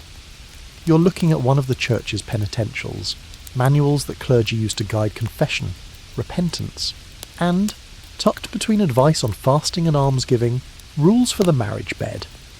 Mainstream fact. From the early Middle Ages onward, these penitential manuals and later pastoral guides gave explicit and often surprisingly detailed directions about marital intimacy. They dictated permissible days, positions, and even intentions. Sex was for procreation, not recreation, and certainly not for breaking the rhythm of the liturgical year. Lent, Advent, feast days, fast days, Sundays, and certain eves were all off limits, leaving an arguably narrow calendar for approved activity. You run a finger along the margins, where a previous reader, perhaps a priest, has penciled small crosses next to certain passages. One chapter warns that couples who meet on prohibited days may face 40 days penance on bread and water. Another scolds those who seek pleasure beyond what is ordained, assigning harsher penance still.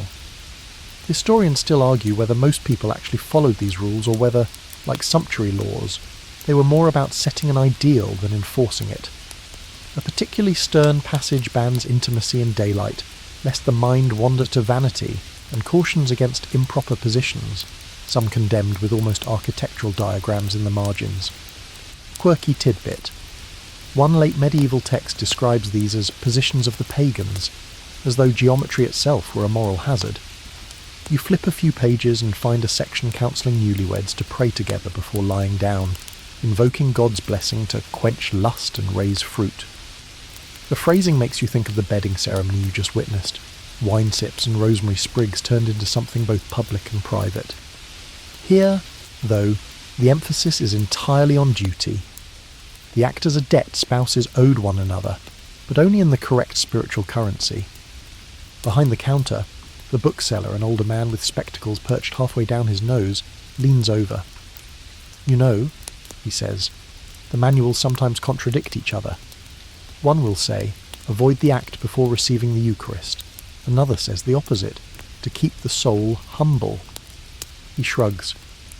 Perhaps they wanted to make sure everyone was guilty at least half the time. Joke 1. You suggest that sounds like job security for confessors. He nearly drops his quill laughing. Tucked between two chapters, you find a scrap of parchment used as a bookmark. It's a prayer for marital harmony, but the backside bears a recipe, wine mixed with fennel and cinnamon to banish melancholy from the bed.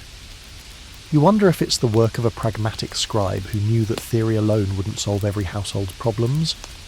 The bookseller tells you that some of these manuals were adapted from earlier penitentials aimed at monks, hence the strange tone when speaking to married people, as if the authors were reluctantly acknowledging the whole business rather than embracing it as part of life.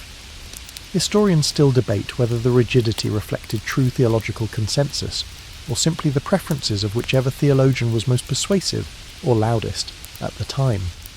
The section on confession outlines specific questions priests might ask. Was the act on a holy day?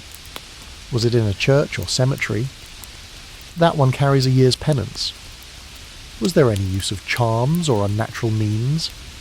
Reading it, you realise how much these rules try to wall off the act from folk traditions like the potion maker's bustle sachet or the ribbon charms sewn into clothes.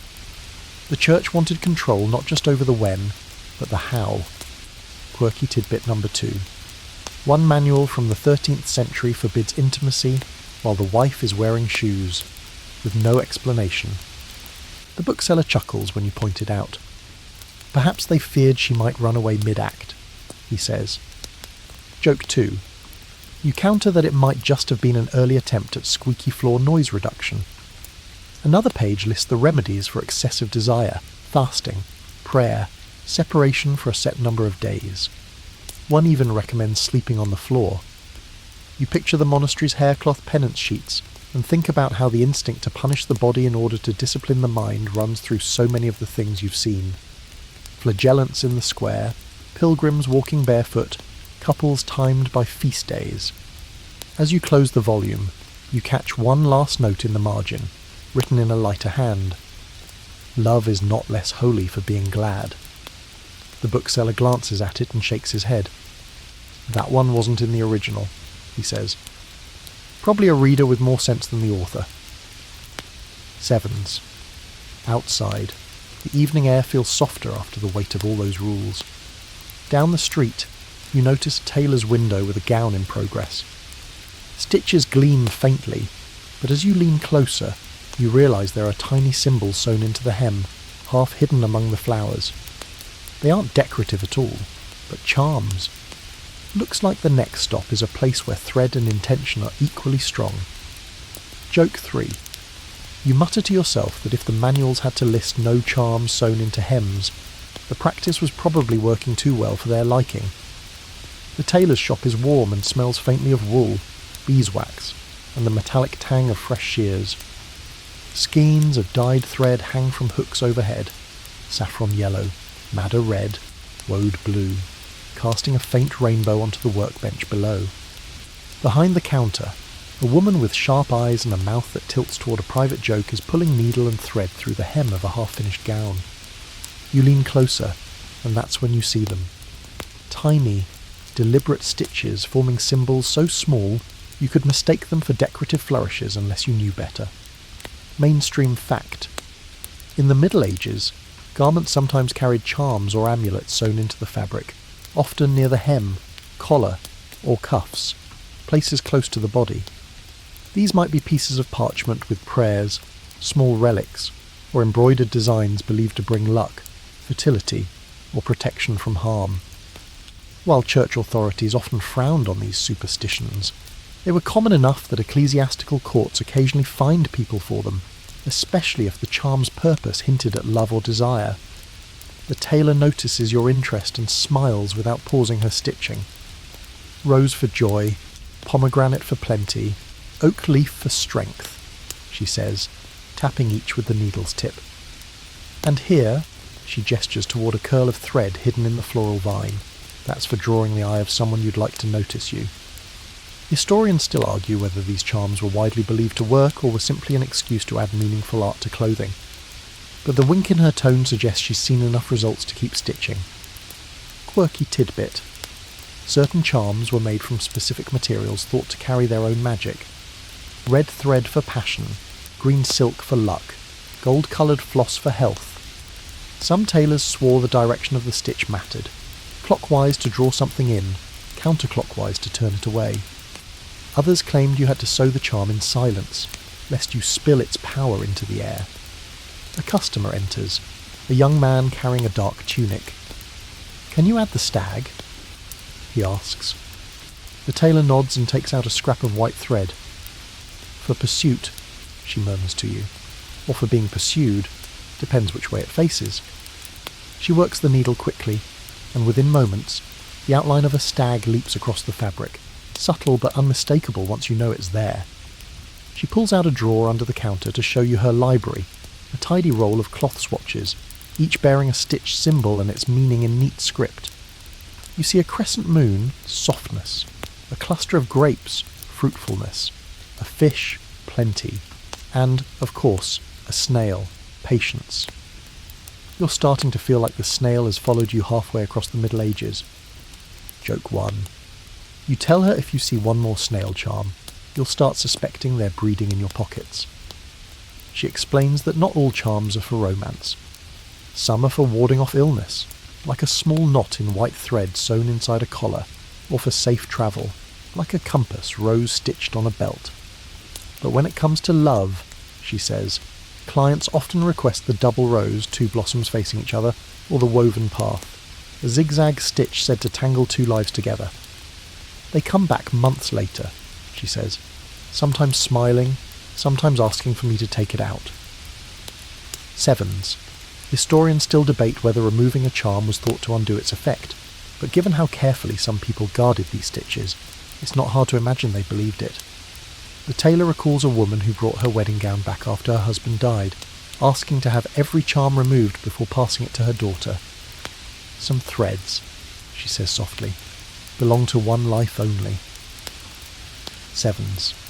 Another customer appears, this one a merchant's wife with a bolt of fine linen. She whispers something to the tailor, who nods and fetches a small pouch. Inside are dried basil leaves, which she tucks into the gown's hem before stitching it shut. The smell is unmistakable.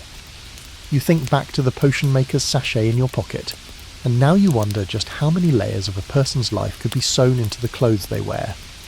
Quirky tidbit number 2. In some towns, Tailors would refuse to sew love charms during Lent, claiming the season should be free of such distractions. Others saw it as an ideal time, arguing that a fasted heart made charms more potent once Easter lifted restrictions. The Church, predictably, preferred neither version, but enforcement was patchy at best. As the tailor works, she hums under her breath, a tune you faintly recognise from the troubadour's courtyard. You realise that these symbols and stitches are part of the same coded language you've been tracing since the manor's courtly debates.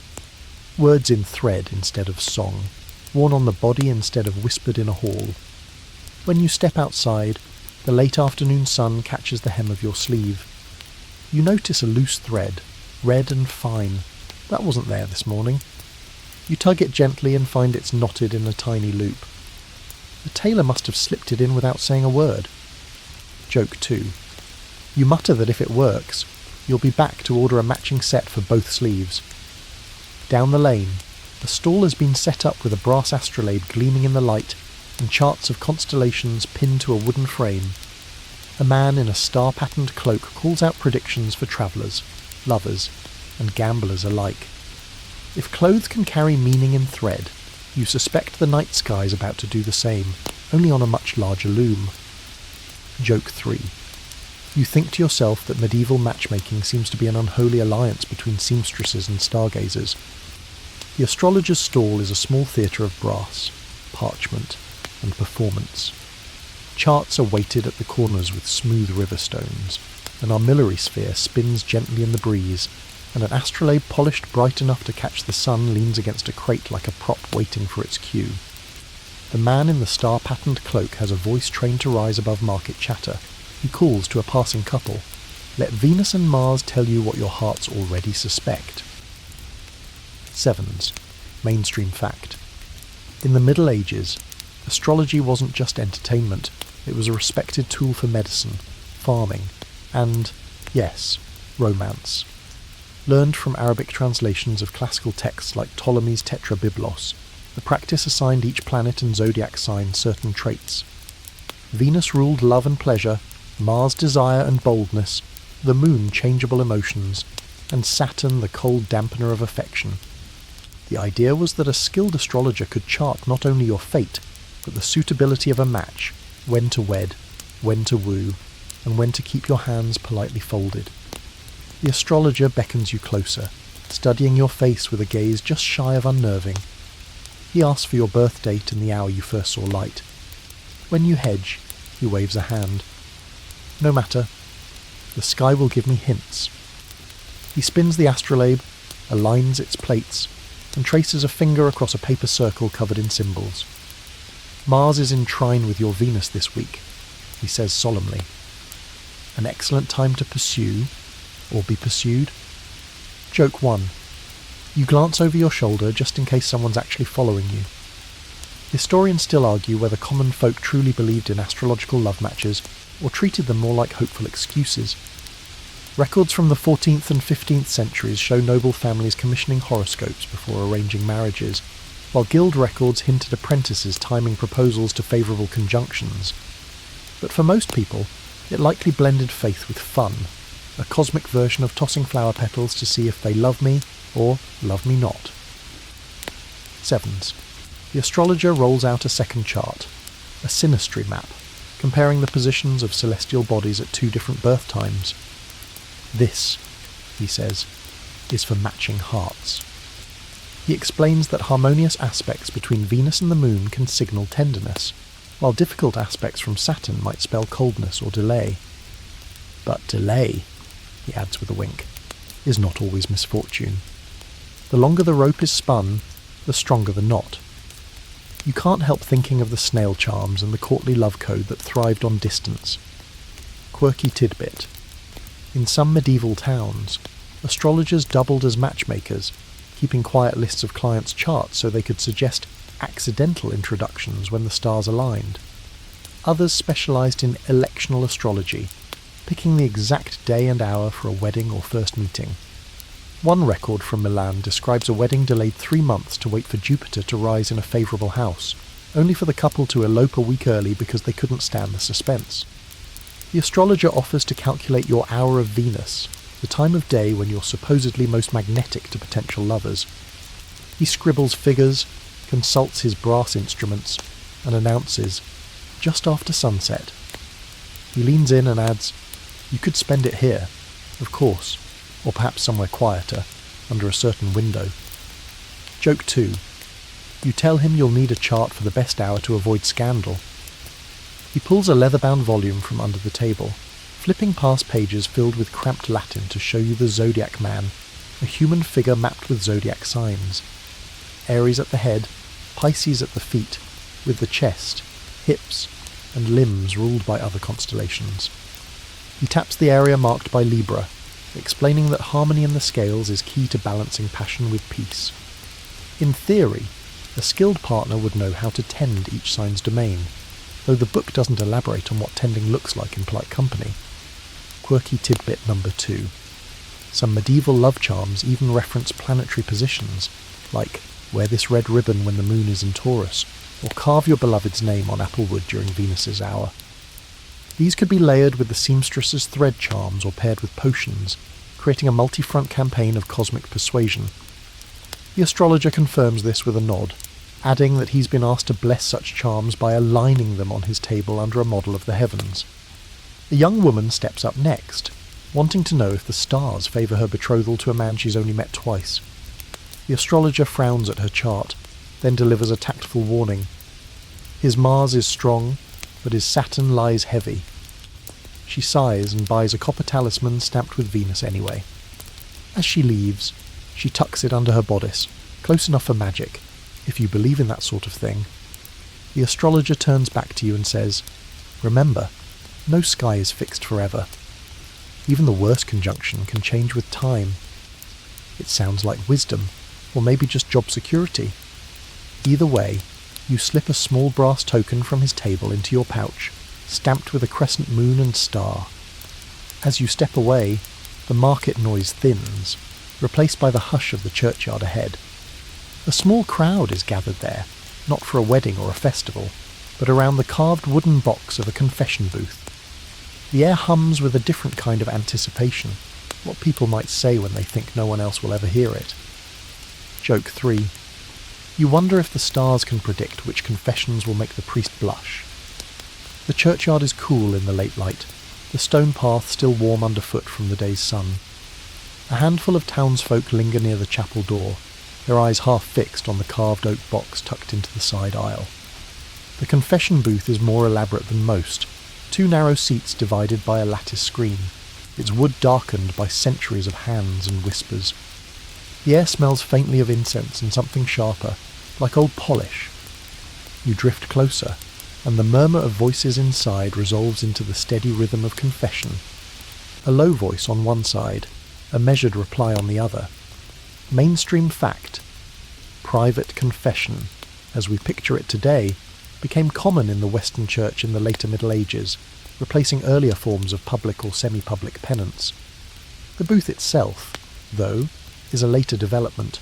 Many medieval confessions happened simply with priest and penitent seated or standing apart, often in a corner of the church. Privacy was valued, but not absolute. Historians still argue how private these confessions really were. In small towns, even if you couldn't hear the words, you might guess the subject by who went in and how long they stayed. And sometimes, the priest's questions could lead a listener to conclusions, especially in matters of the heart. From the shadows, you catch a few fragments. Looked at him more than once. Wore the blue ribbon on a fast day. Met him by the mill pond. The priest's replies are even softer, but you can make out phrases like, guard your thoughts, and 3 days bread and water. You've heard versions of these rules before, in the bedding ceremony's careful decorum, in the manual's prescribed nights and days. Here, the boundaries feel more intimate, less ceremonial. Quirky tidbit. Some medieval confession manuals included long lists of leading questions to help penitents remember sins they might otherwise overlook.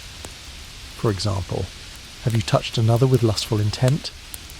Or, have you received gifts that stirred your desire? The overlap with your journey is uncanny. You think of the snail charm, the bustle sachet, the pigeon in a basket. By this standard, half the market would need penance. The door creaks, and a woman steps out, face composed but cheeks faintly flushed. She crosses herself, drops a small coin in the alms box, and avoids eye contact with the people outside. Immediately, a young man slips in, too quickly to look casual. His boots are dusty, his hair slightly mussed. Someone nearby murmurs that he's been walking the pilgrimage road. Someone else notes that he lingered at the astrologer's stall this morning. You file that away with the quiet satisfaction of someone keeping a story map in their head. Joke 1. You think you could start charging admission for this soap opera. Inside the booth again, the exchange quickens. Could not keep from smiling. Spoke after Complin. Touched her hand in the market. The priest interrupts, perhaps to scold, perhaps to clarify. You notice how the penitent leans toward the lattice, as if closer proximity might yield more favourable terms. Historians still debate the priest's role in such confessions. Was he a strict enforcer of rules, or could he be a quiet mediator in love affairs, offering counsel that balanced church law with human need? Surviving sermons and manuals suggest both roles existed, sometimes in the same man, depending on the day and the parish politics. A girl no more than 15 emerges next, clutching her skirts. She hurries away before anyone can ask questions, though an older woman watches her go with a knowing shake of the head. You're reminded how confessions could carry different weights. An indiscretion for one person might mean danger for another, especially if family honour or dowry negotiations were involved. Quirky tidbit number 2. In some places, parishioners could pay for general absolution during festivals, skipping individual confession entirely. Critics said this encouraged secrecy. Supporters argued it spared the priest from hearing endless accounts of the same small flirtations. One parish record from Burgundy notes a spike in such payments after the May Games, probably not a coincidence. A man in a tradesman's apron takes his turn, speaking in a low rumble. You catch just one phrase, the tailor's thread, and your mind immediately jumps to the red loop tucked into your sleeve. For a moment, you feel oddly implicated, like a witness to a crime no one's committed yet. Joke 2. You resist the urge to lean in and say, I hear green silk works faster. 7s. When the priest finally emerges, he looks tired but calm, his hands folded around a small leather-bound book. He speaks briefly to an elderly parishioner about the weather, then disappears through the side door into the rectory. The booth stands empty, its wood still warm from the bodies and words it's held. You wonder how many confessions in this town are variations on the same theme. Glances at the bathhouse, tokens in the market, verses learned by heart. The church's manuals framed these as sins to be managed. The people here seem to treat them as threads in the fabric of life, needing the occasional tidy-up but never to be cut away entirely. As the sun dips behind the chapel roof, the crowd thins. You notice 2 women walk off together toward the edge of town, one carrying a small bundle wrapped in dark cloth. You catch a glimpse of what's inside, dried herbs, bits of carved wood, and a tiny knotted cord. It's the kind of parcel that could find its way into a tailor's hem or a potion maker's cup. It smells faintly of rosemary, and was that foxglove? Looks like you're about to follow the trail into a world where charms step fully into magic, and love's risks tangle with the fear of witchcraft. Joke 3.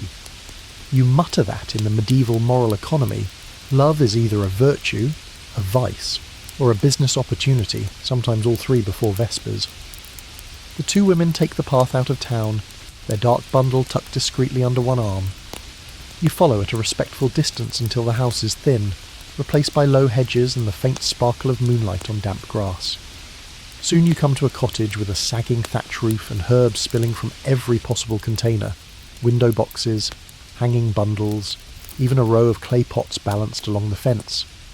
Inside, the air is heavy with the mingled scents of sage, mugwort, and something faintly metallic. Mainstream fact. In the Middle Ages, folk magic and herbal medicine were closely entwined, and the line between helpful healer and suspected witch was as thin as a hair. Many midwives, herbalists, and so-called cunning women offered fertility charms, love spells, and remedies for coldness of the womb, services both sought after and dangerous to provide. Church authorities condemned such practices as superstition or worse, but in villages far from a physician, these women filled a role no one else could. The elder of the two women, broad-shouldered, with silver hair pulled tight, unwraps the bundle on the table. Out spill dried roots, herbs, and small pouches sewn from scraps of old linen. She begins sorting them with brisk precision. Pennyroyal in one pile, juniper berries in another, a tiny glass vial of amber-coloured oil set carefully apart. Her companion, younger and quieter, takes up a mortar and begins to grind something that smells sweet at first, then sharp enough to sting your nose. You ask, as casually as you can, what they're making. The elder glances at you, weighing your intent, then says, "A binding, for a marriage without seed." Her voice is matter-of-fact, like a baker explaining a loaf. She drops the juniper berries into the mortar, adds a pinch of ground yarrow, and stirs in a spoonful of honey. The mixture glistens in the candlelight. Historians still argue how widespread these fertility spells really were, versus how much of their reputation comes from later witch trial testimony. Some were simple herbal tonics based on real pharmacology, iron-rich plants, warming spices, while others relied entirely on ritual. Words spoken at dawn, knots tied and untied, or charms buried at a crossroads. Quirky tidbit. One recorded spell from a 15th century English manuscript instructed the practitioner to bake a small loaf with flour, milk, and 3 drops of the husband's blood, then feed it to him unwitting. Another advised sewing a scrap of the lover's shirt into the hem of one's own chemise, to keep him warm in thought. The elder here seems more inclined toward plants and oils, though a pair of scissors on the table suggests something will be cut and kept. As she works, she murmurs phrases under her breath. You recognise none of them, though the cadence feels older than the Latin you've heard in church.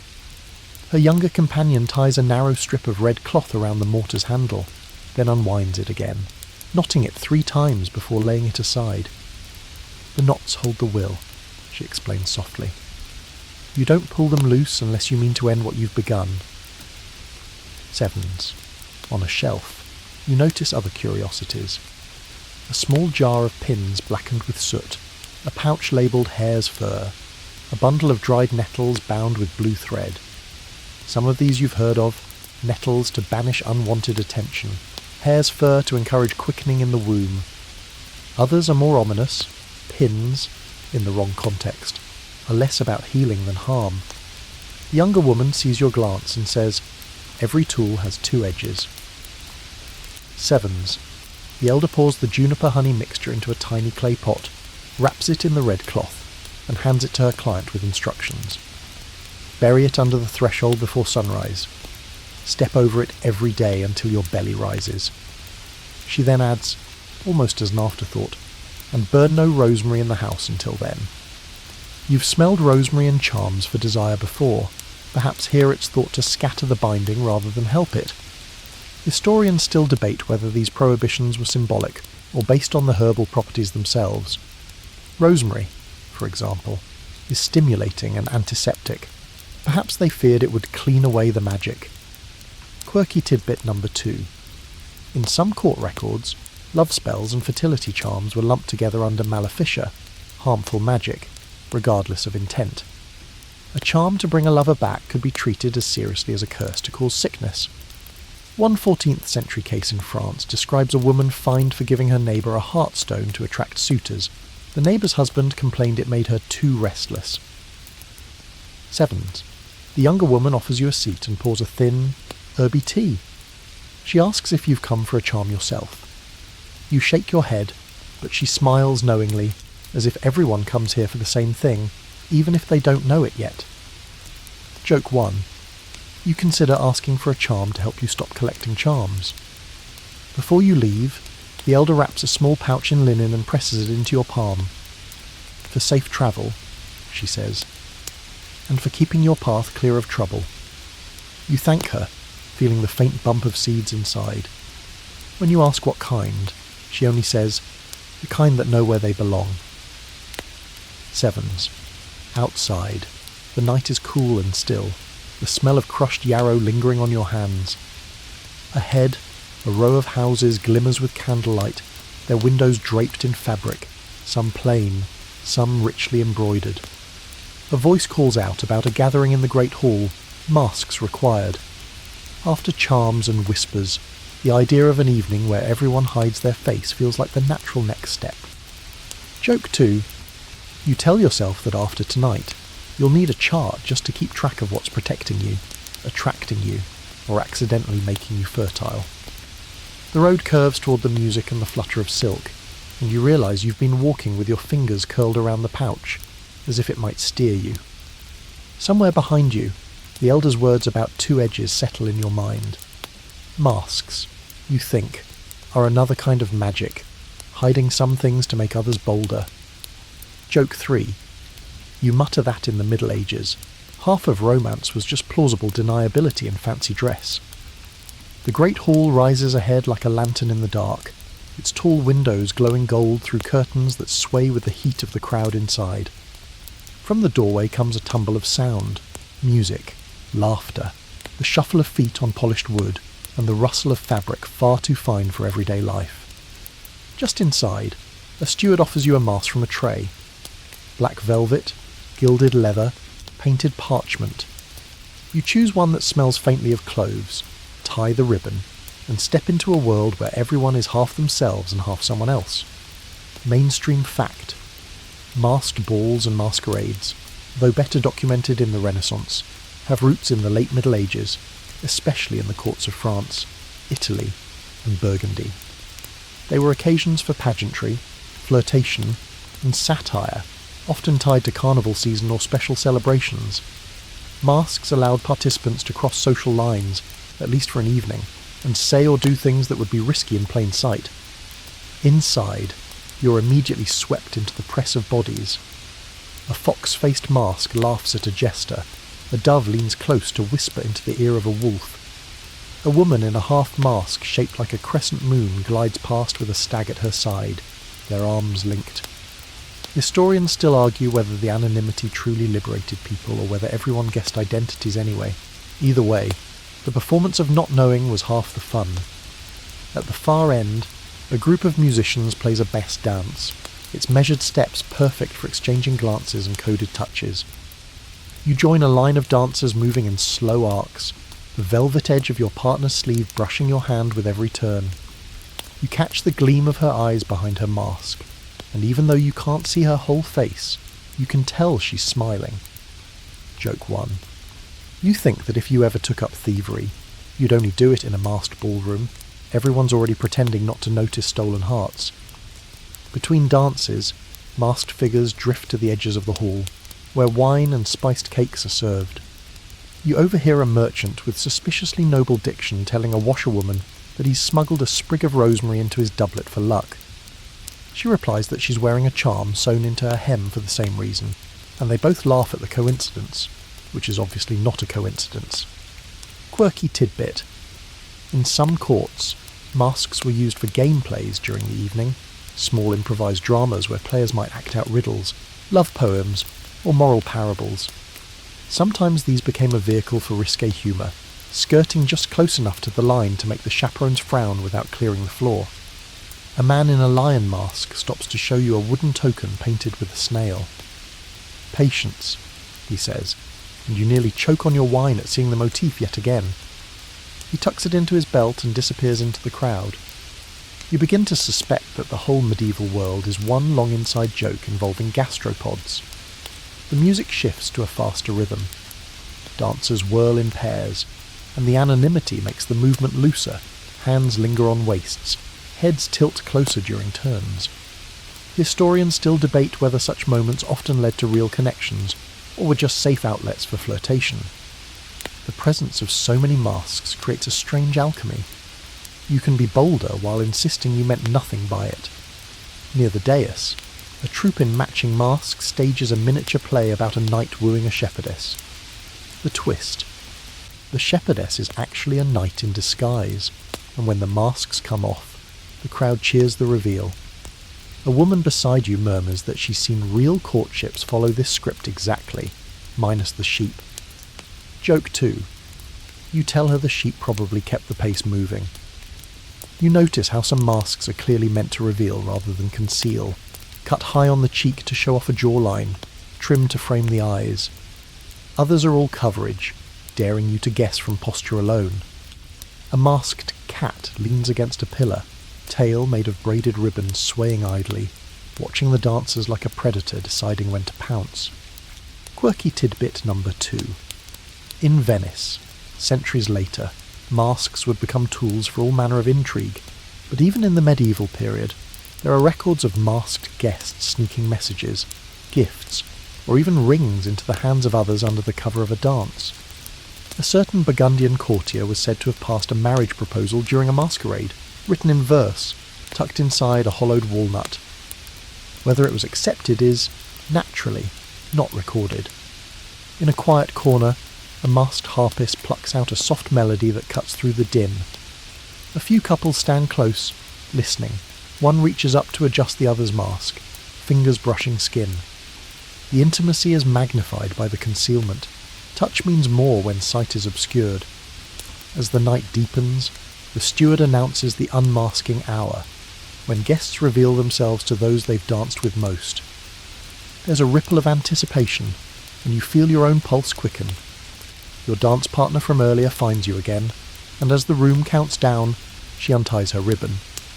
The mask comes away, revealing the same smile you imagined, framed by dark hair. She curtsies. You bow. No names are exchanged, just a shared glance that says the mask was never the real disguise. The crowd begins to thin, masks tucked into belts or pockets. A servant hands you a parchment sealed with wax, an invitation to a gathering tomorrow where matters of the crown and bed will be discussed. The wax is stamped with a crest you don't recognise. Sounds like the kind of event where alliances are forged, marriage is arranged, and romance is just one of the currencies in play. Joke 3. You mutter that you've gone from foxes and stags to crowns and beds in one party. At this rate, you'll need your own coat of arms. The parchment crackles as you break the wax seal, the crest pressing faintly into your thumb. Inside is a single line. Your presence is requested at the Council of Union. Below, in smaller letters, matters of bed and crown will be resolved before witnesses. You've seen enough of the medieval stage by now to know this won't be anything as simple as a wedding toast. By mid-morning, you're standing in the great chamber of the Lord's Keep, its high windows open to let in the early light. Long tables are set with ink, parchment, and small bowls of dried fruit. At the head, 2 chairs face each other across a carpet embroidered with intertwined rings. Around them, nobles, clerics, and merchants gather in loose knots, their conversation a mix of polite small talk and the quiet scratching of quills taking notes. Mainstream fact. Royal and noble marriages in the Middle Ages were often more about politics than affection. Alliances sealed peace treaties, secured borders, and transferred wealth or titles. The couple themselves might be meeting for the first time on the day the terms were signed. Consummation was a necessary step to cement the union. Without it, the marriage could be annulled, potentially unravelling months of negotiation. Historians still argue whether the bride and groom's feelings ever mattered in these arrangements. Some accounts describe couples who grew into affection, others tell of marriages that stayed cold but strategically vital. Love, if it appeared, was a bonus. At today's council, the union in question will tie the lord's only son to the daughter of a rival house. Their lands border each other, their families have traded accusations and cattle theft for decades. Now, both stand to gain by ending the feud, 1 acre of hayfield at a time. The marriage contract is read aloud, each clause as precise as a ledger entry. Dowry in gold and sheep, a pledge of safe passage for traders, mutual defence in case of siege.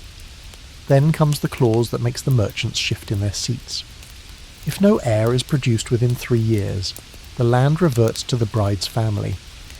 The subtext is clear. Fertility isn't just a private hope here, it's a political deadline. Quirky tidbit.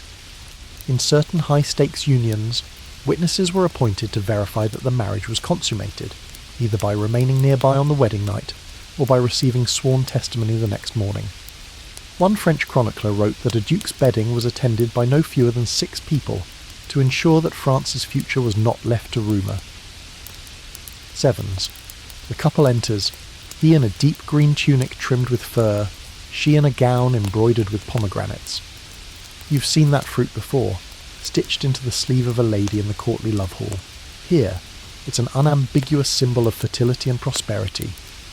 They exchange bows, not quite meeting each other's eyes, then take their seats. The negotiations begin, not over whether they will marry, that's already decided, but over the smaller details. The size of her household staff, the order of precedence at feasts, who controls income from certain mills. These minor points are debated with the care of battlefield strategy. Joke 1. You think they should just settle it with a game of chess and save the scribe some ink. An elderly cleric reads from a pastoral manual about the duties of marriage, echoing the rules you saw in the church's bedroom texts. Fidelity, mutual care, and openness to children. His voice is calm, but when he adds an avoidance of excess in the manner of the act, you hear a muffled cough from the groom's side of the room. Once the terms are finalised, the cleric blesses the union, and the assembled witnesses file toward the chapel for the formal vows. You follow the crowd into a smaller, candlelit space, where the couple stand before the altar. The exchange of rings is swift, the kiss restrained. In the quiet after the blessing, a herald announces that the newlyweds will retire to their chambers for the bedding, private this time, though 2 attendants will be stationed at the door. Historians still debate whether the presence of witnesses in such situations was a true safeguard or simply a ritualistic holdover. Either way, the attendants here look more bored than scandalised, as if they're guarding a storeroom. As the chamber doors close, the guests return to the hall, where wine and sweetmeats await. Already, speculation bubbles about how soon news of an heir will come. Some bet on a spring announcement, others mutter about rival claimants ready to challenge the union's legitimacy. The couple's feelings are notably absent from these calculations. Quirky tidbit number 2. In some regions, nobles exchange symbolic gifts alongside marriage contracts, animals, rare spices, or works of art. Today, the groom's father presents the bride with a hawk, hooded and calm on its perch. For our shared vigilance, he says.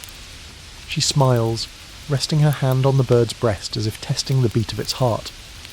You step away from the noise, finding a quiet balcony overlooking the courtyard. The hawk shifts its wings, the pomegranate embroidery catches the light. The whole arrangement feels less like a romance and more like the closing of a treaty.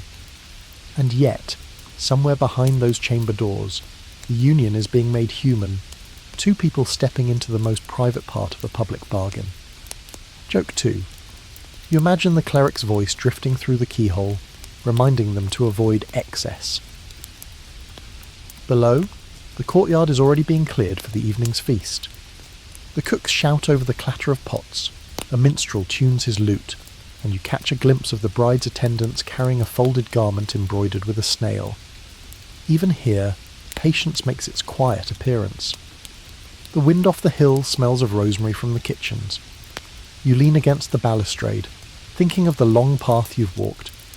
The cloister's penance sheets, the bathhouse's steam, the court's whispered compliments, the flagellant's lashes, the potion maker's cauldron, the carnival masks, the pilgrimage road, the troubadour's coded verses, the market's animal tokens, the sumptuary bolts of forbidden cloth, the seamstress's secret stitches, the astrologer's charts, the confession booth's half-heard murmurs, the witch's red cloth. Each place its own way of tying and untying desire. Joke 3. You realise the Middle Ages may have been less about chivalry and more about paperwork with occasional kissing. The sun slips toward the horizon, staining the keep's walls gold. Below, the feast begins, laughter rising like sparks.